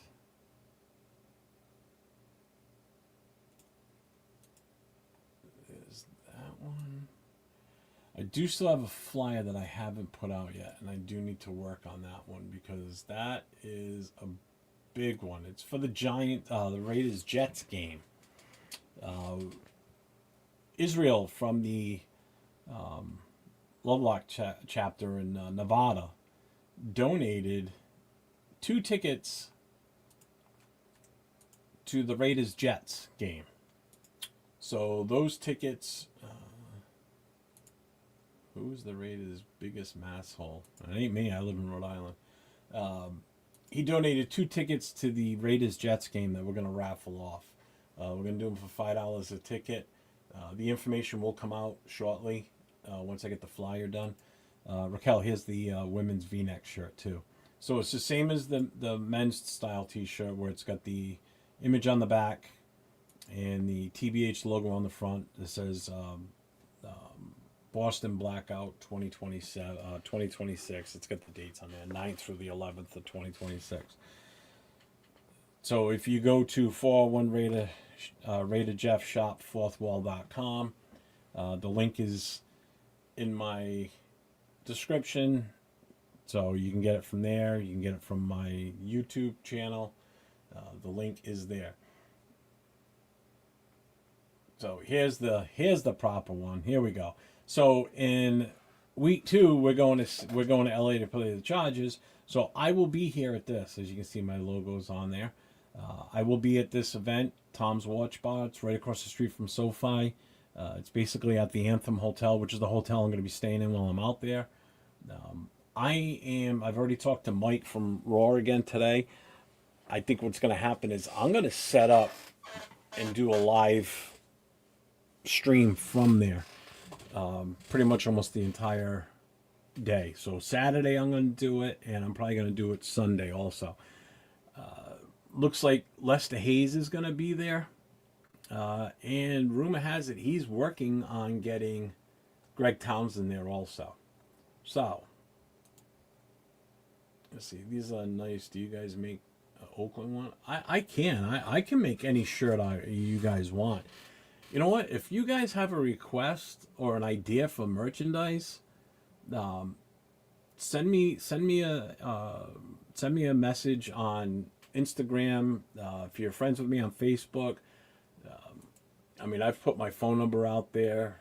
I don't give a shit. I'll put it out there again. You can send me a text. Give me any information. What you got, and I can see what I can come up with for a design, and then hit you up with it. If you like it, I can put it out there. Because I'm looking to do stuff that's not just my brand on it, but it comes from my store. But if I can come up with different designs. Merch request, my profile picture on the shirt, please. Absolutely not. So anyway, ignoring Bueno now. So that's going on in LA. That's the watch party. And then on Saturday, September 9th, starts at 12 p.m.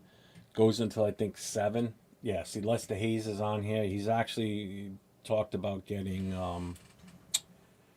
possibly Greg Townsend involved too. So that would be cool. He said one other name too. I forget who the other player was. There's a possibility. But Lester Hayes is confirmed at this. So I'm already going to try and see if while they're there, if I can get a one-on-one interview with them. Whether it be live or recorded, preferably live. So if you guys are not at this location, make sure you guys keep an eye out on my YouTube channel. Because I will be dropping lives here and there throughout my entire 2-week trip out west. Who knows? Maybe you'll see Bueno on a live interaction with me, because him and I are we're gonna take his old man's car out for a ride. He already said he was gonna come pick me up in it, so we'll go out cruising for chicks somewhere in LA. Now, week 1, the home opener. Anybody that's going to be out there week 1, TNBC's got their annual home opener breakfast at Parkway Tavern, Tap House and Grill. They were just there last night, I believe, for the watch party. That starts at 9 a.m. Saturday, September 12th.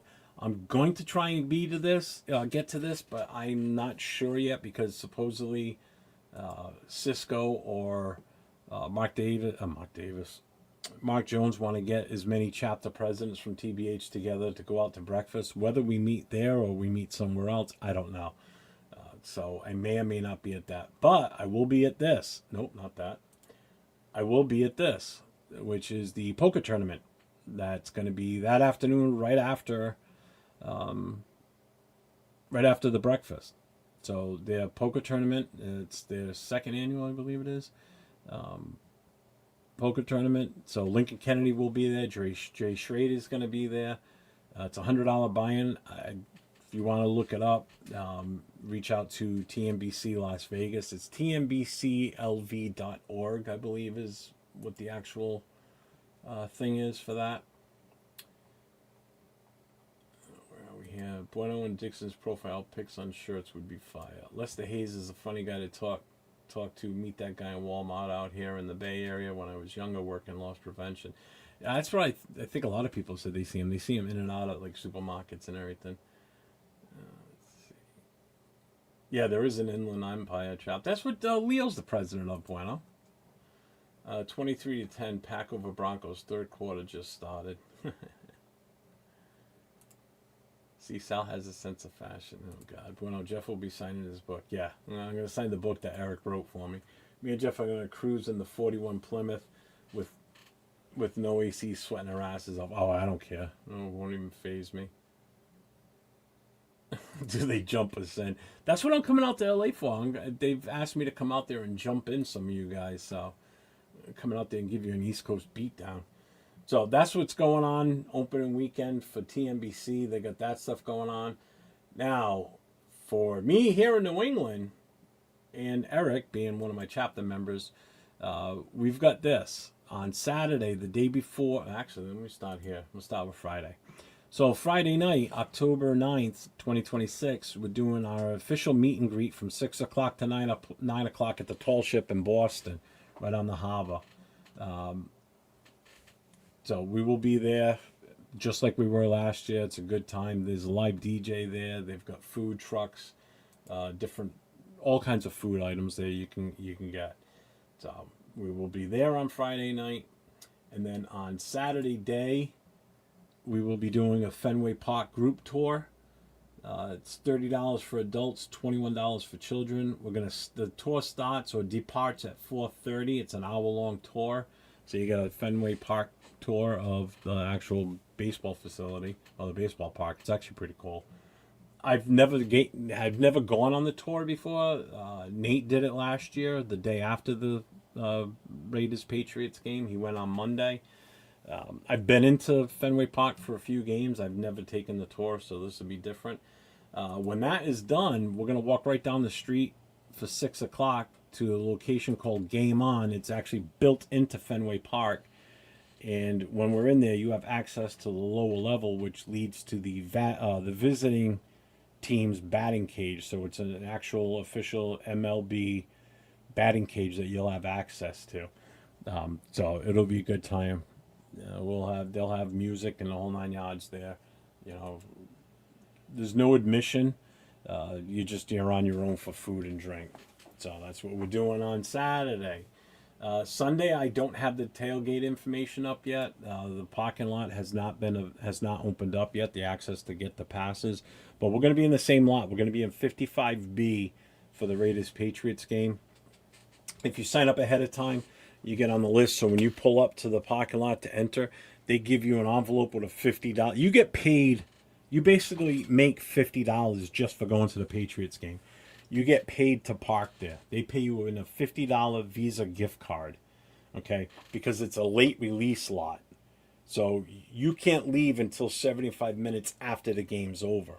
Because what they do is it's one of the furthest back lots there, but you get paid $50 to park there and tailgate there, but you're one of the last lots to leave because this allows them, instead of us creating more traffic with hundreds of cars coming out of that lot, it works out where they do a late release so they can funnel out all the lots that are ahead of you. So by the time you get out, you're on the highway and you're gone. So it worked out great last year. It was really good. We barely sat in traffic. We got on the main road and we were gone. It was beautiful. Where are we here with the chat? We too old for all that, but I'll take a 3-on-1. Still got it. I'm sure you do too. You know, a lot of patience with those poker tournaments. Takes hours and hours.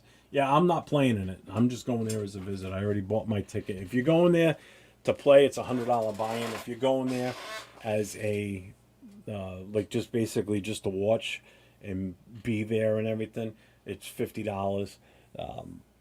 But it's going to be worth it because there's going to be a bunch of other Raider alumni that are going to be there. So that's the other reason I'm going too. Not so much for autographs or whatever, but hopefully get some video. You know, some live. I'm definitely going to be going live while I'm in there, for sure. Did he say no? Beat down, not meet down, bitch. Yeah, you definitely need to either clean the ears or you got to clean the dust out of the filter for the airflow for your refrigerator because it's not hearing things. Can I go as your son to save $9? Come to San Bernardino. You can tour Fentway. No, I'm all set with fentanyl. Go to Fenway and leave a steamer in McDaniel's office. Well, McDaniel's office. That's Gillette. We're nowhere near Gillette when we were in Boston. Yeah, hopefully, Eric, no rain this time. That was horrible. Third base, okay. Wait, they pay you to show up? Yeah, for that parking lot. It's one of 3 parking lots they have a late release from the parking lot, and it's again, like I said, so I signed up for one, my wife signed up for one, and my son signed up for one. So we walked out of there with 3 $50 gift cards, but she gave she gave her parking information to someone else. It was someone on our chapter. So our chapter ended up collecting a bunch of those $50 gift cards. We did those as door prizes. Or we raffled them off at watch parties during the season. It was perfect. So or we put them towards, when we did our food drive, we used some of those $50 gift cards to go out and buy $50 worth of food too. So it's not like I pocketed it and I went out and bought shit with it. I put it right back into the chapter is what I did with my card, and that's what we did with my son's. And actually no, I let him keep it because he hauled a shit ton of stuff in his car. He's not gonna be able to do that. He doesn't have the same car. Nice shit, pay me, and would have been drunk. Great way to drink more. So proud. Hey, what's up, Dave? Somebody saved video. Yeah, it's actually a pretty cool idea that they do that, So, in all honesty, because it's a 75-minute late release lot, so when the game's over, it's as soon as the game's over, that 75-minute clock starts. So, if you get back to your parking spot, you still got plenty of time to fire the grill up, heat up anything else, and just kind of hang out for a little bit. If there's beers or drinks or whatever left over, it gives you more time to, to pound a few more. So it's a nice setup. I mean, it's a hell of a walk, though. It's not a short walk. This past season, it sucked because of the rain. It was just a miserable weather day that day. So, all right. So now moving on to the New York game. So as of right now, we have a Saturday party set up through TNBC, New York City, the Jersey Shore, the Philadelphia chapter, TBH, New York City TBH, and the New England TBH chapter, and Raw, Raiders Against the World. So this is going on Saturday night from 6 o'clock to 8 o'clock. We've got a longer party, but this is just one of the main attractions here. Phil Villapiano will be in-house signing his book from 6 o'clock to 8 o'clock. The books are $30 for the book. They will have books on site. If you want it signed, it's $10. Okay? Yeah, so you purchase the book for $30, and it's $10 for the signature. If you already own the book and you bring it with you, it's just $10 for the signature. But you can buy books on hand there. I've already got one. The wife ordered it for me, and I got it. Where did I put it? Ow, shit, that hurt. Oh, goddamn, did that hurt? Oh, I put it up top there. I can't reach it right now. Oh, no, wait a minute. It's right here. So I actually have my book already. Let me take this off screen. I have my book right here in the flesh. So I'm bringing this with me for him to sign when I'm down there. So he will be doing that from 6 to 8, and that's strictly just signing the book during that time frame. He's not going to sign any memorabilia during that 6 to 8 time frame. This is strictly just for the book itself during that time frame.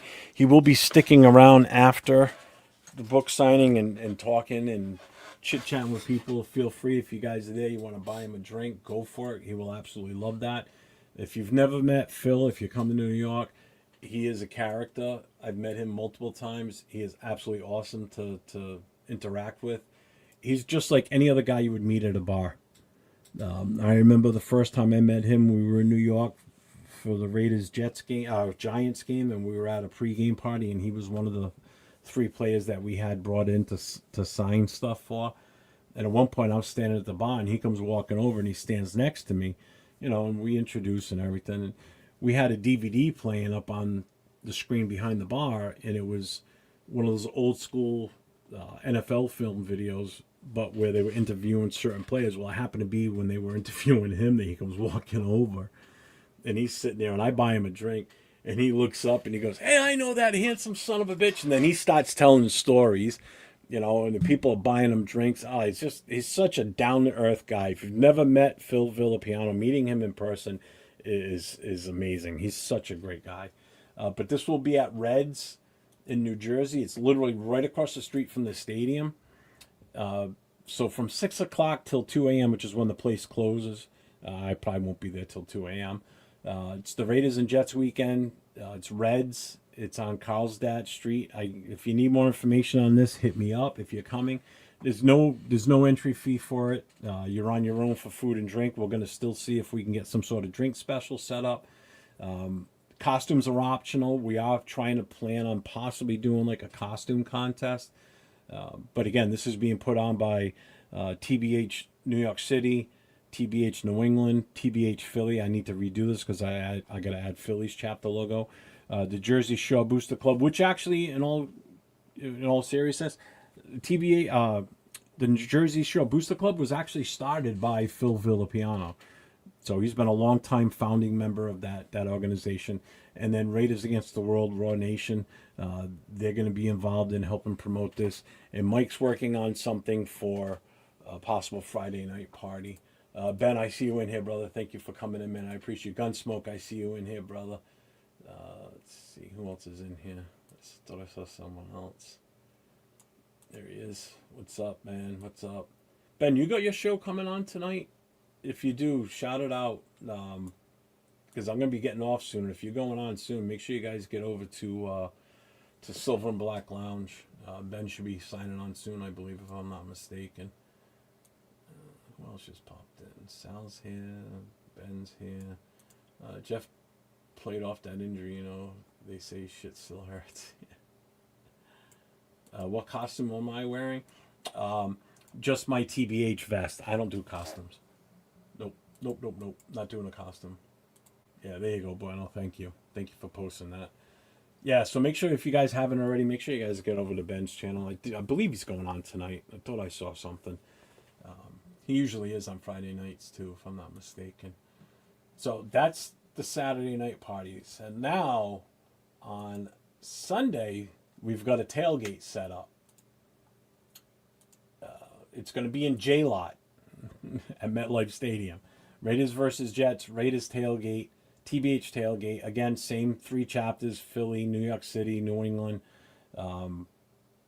Jersey Shore Booster Club, Raw Nation, and DJ extraordinaire Chris, who's a member of the Philly chapter, TBH, is going to be up there bumping the tunes for us in the J-Lot.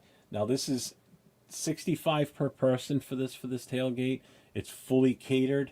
It's going to have 6 different dishes for you to choose from. We'll know about a month ahead of time what the actual meals options will be.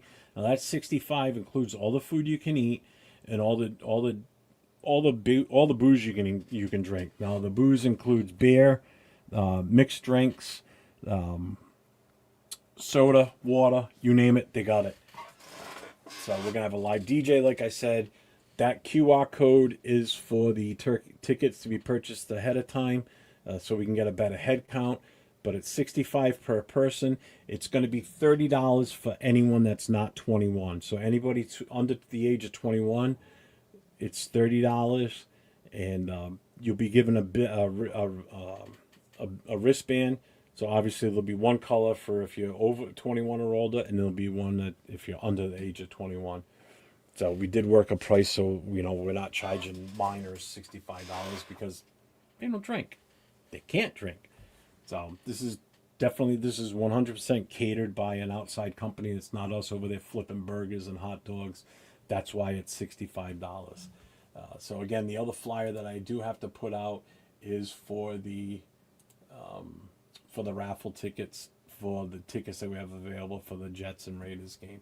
So those are all the flyers I have for now. So hopefully I get to see a lot of you guys when I get to Vegas. If I don't get see you in Vegas, again, that's pretty much the main reason why I extended my trip to New York. I mean, not to New York, dumbass, to LA, so I can see the guys that I'm not going to see at Vegas, like Raider Ben.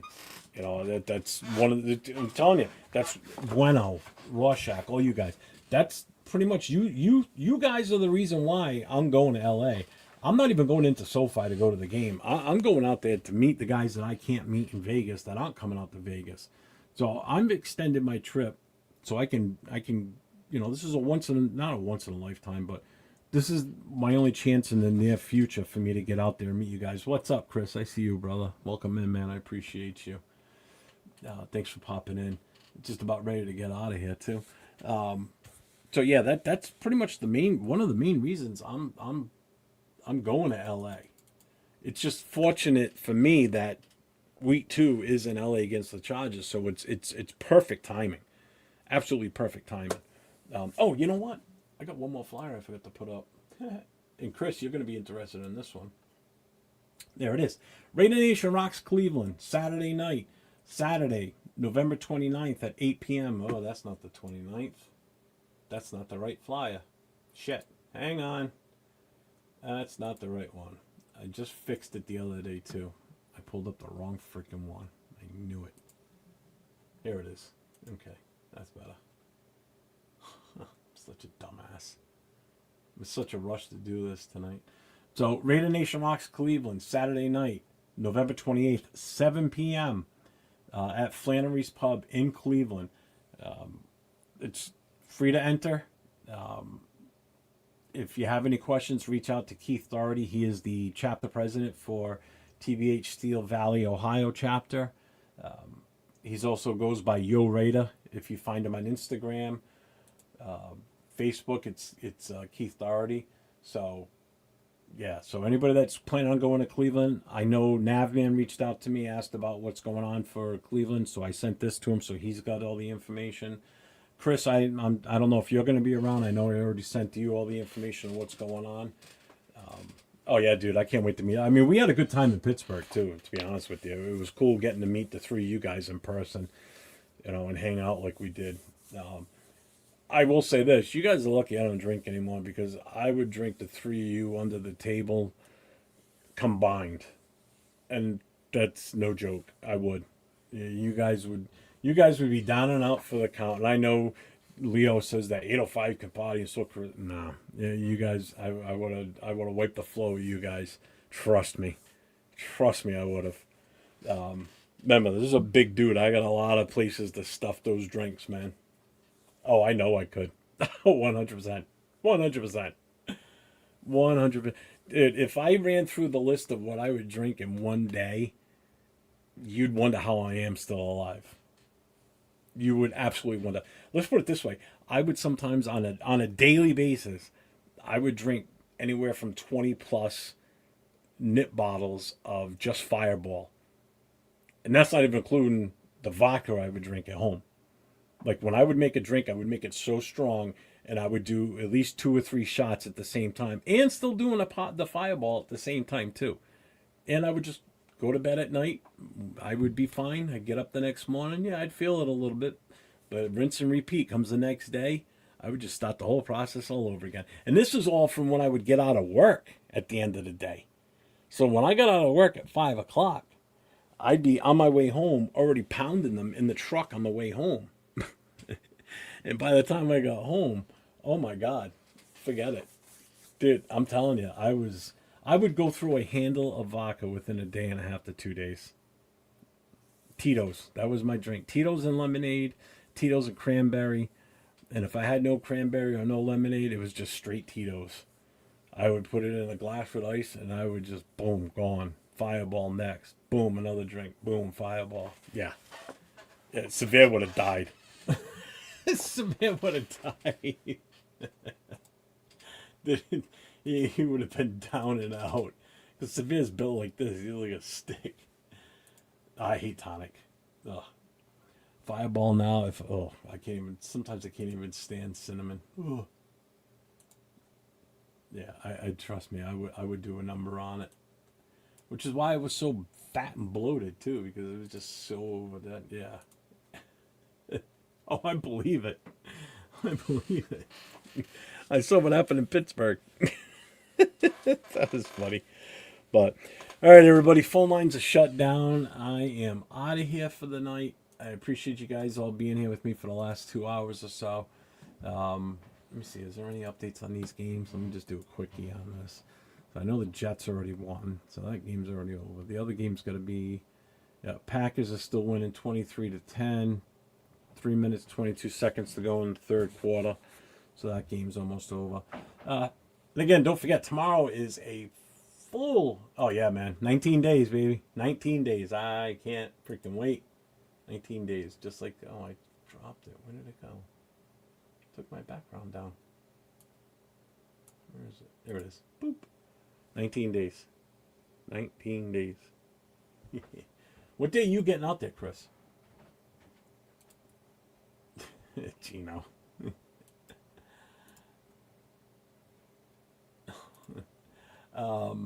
Yeah, don't forget, we got a slew of games tomorrow. Or you're getting out there Friday, or I'll be there Wednesday. All right, so I'll hook up with you at some point Friday, for sure.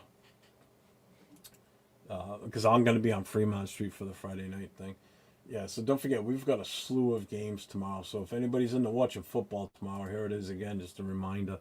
So we got a 12 o'clock, 1, 2, 3 1 o'clock games, 1, 2, 2 4 o'clock games, 2 7s, a 7:30, and a 10 o'clock. And we got a Sunday night game, 8 p.m., Seahawks at the Titans. So we got a lot of games this weekend. So it's going to be fun. It's going to be a good time. So fingers crossed Gino gets him. It gets a hemorrhoid. All right, everybody. I am out of here. Again, thank you to all my members that were in here. Thank you to all my moderators. Thank you everybody that gave a super chat, a jewel, or the gifted membership. Again, you guys know how much that means to all of us that do this. We absolutely appreciate every one of you. And love having you guys in here. And again, tomorrow night, I'll be on tomorrow night with Jason Downs, Raiders First Downs. We'll be back live tomorrow night, and we're going to have the open phone lines. We may have it somewhat figured out. I think Jason's been doing some work behind the scenes trying to figure this out so you guys can hear Jason. So if it works, we're good. What's up, Frank Weber? I see you popping in. I know, unfortunately, I'm bailing out of here for the night. But everybody have a wonderful night. Have a great weekend. Have a great Saturday. And I'll see you tomorrow night. And as I always say, stay safe and go Raiders.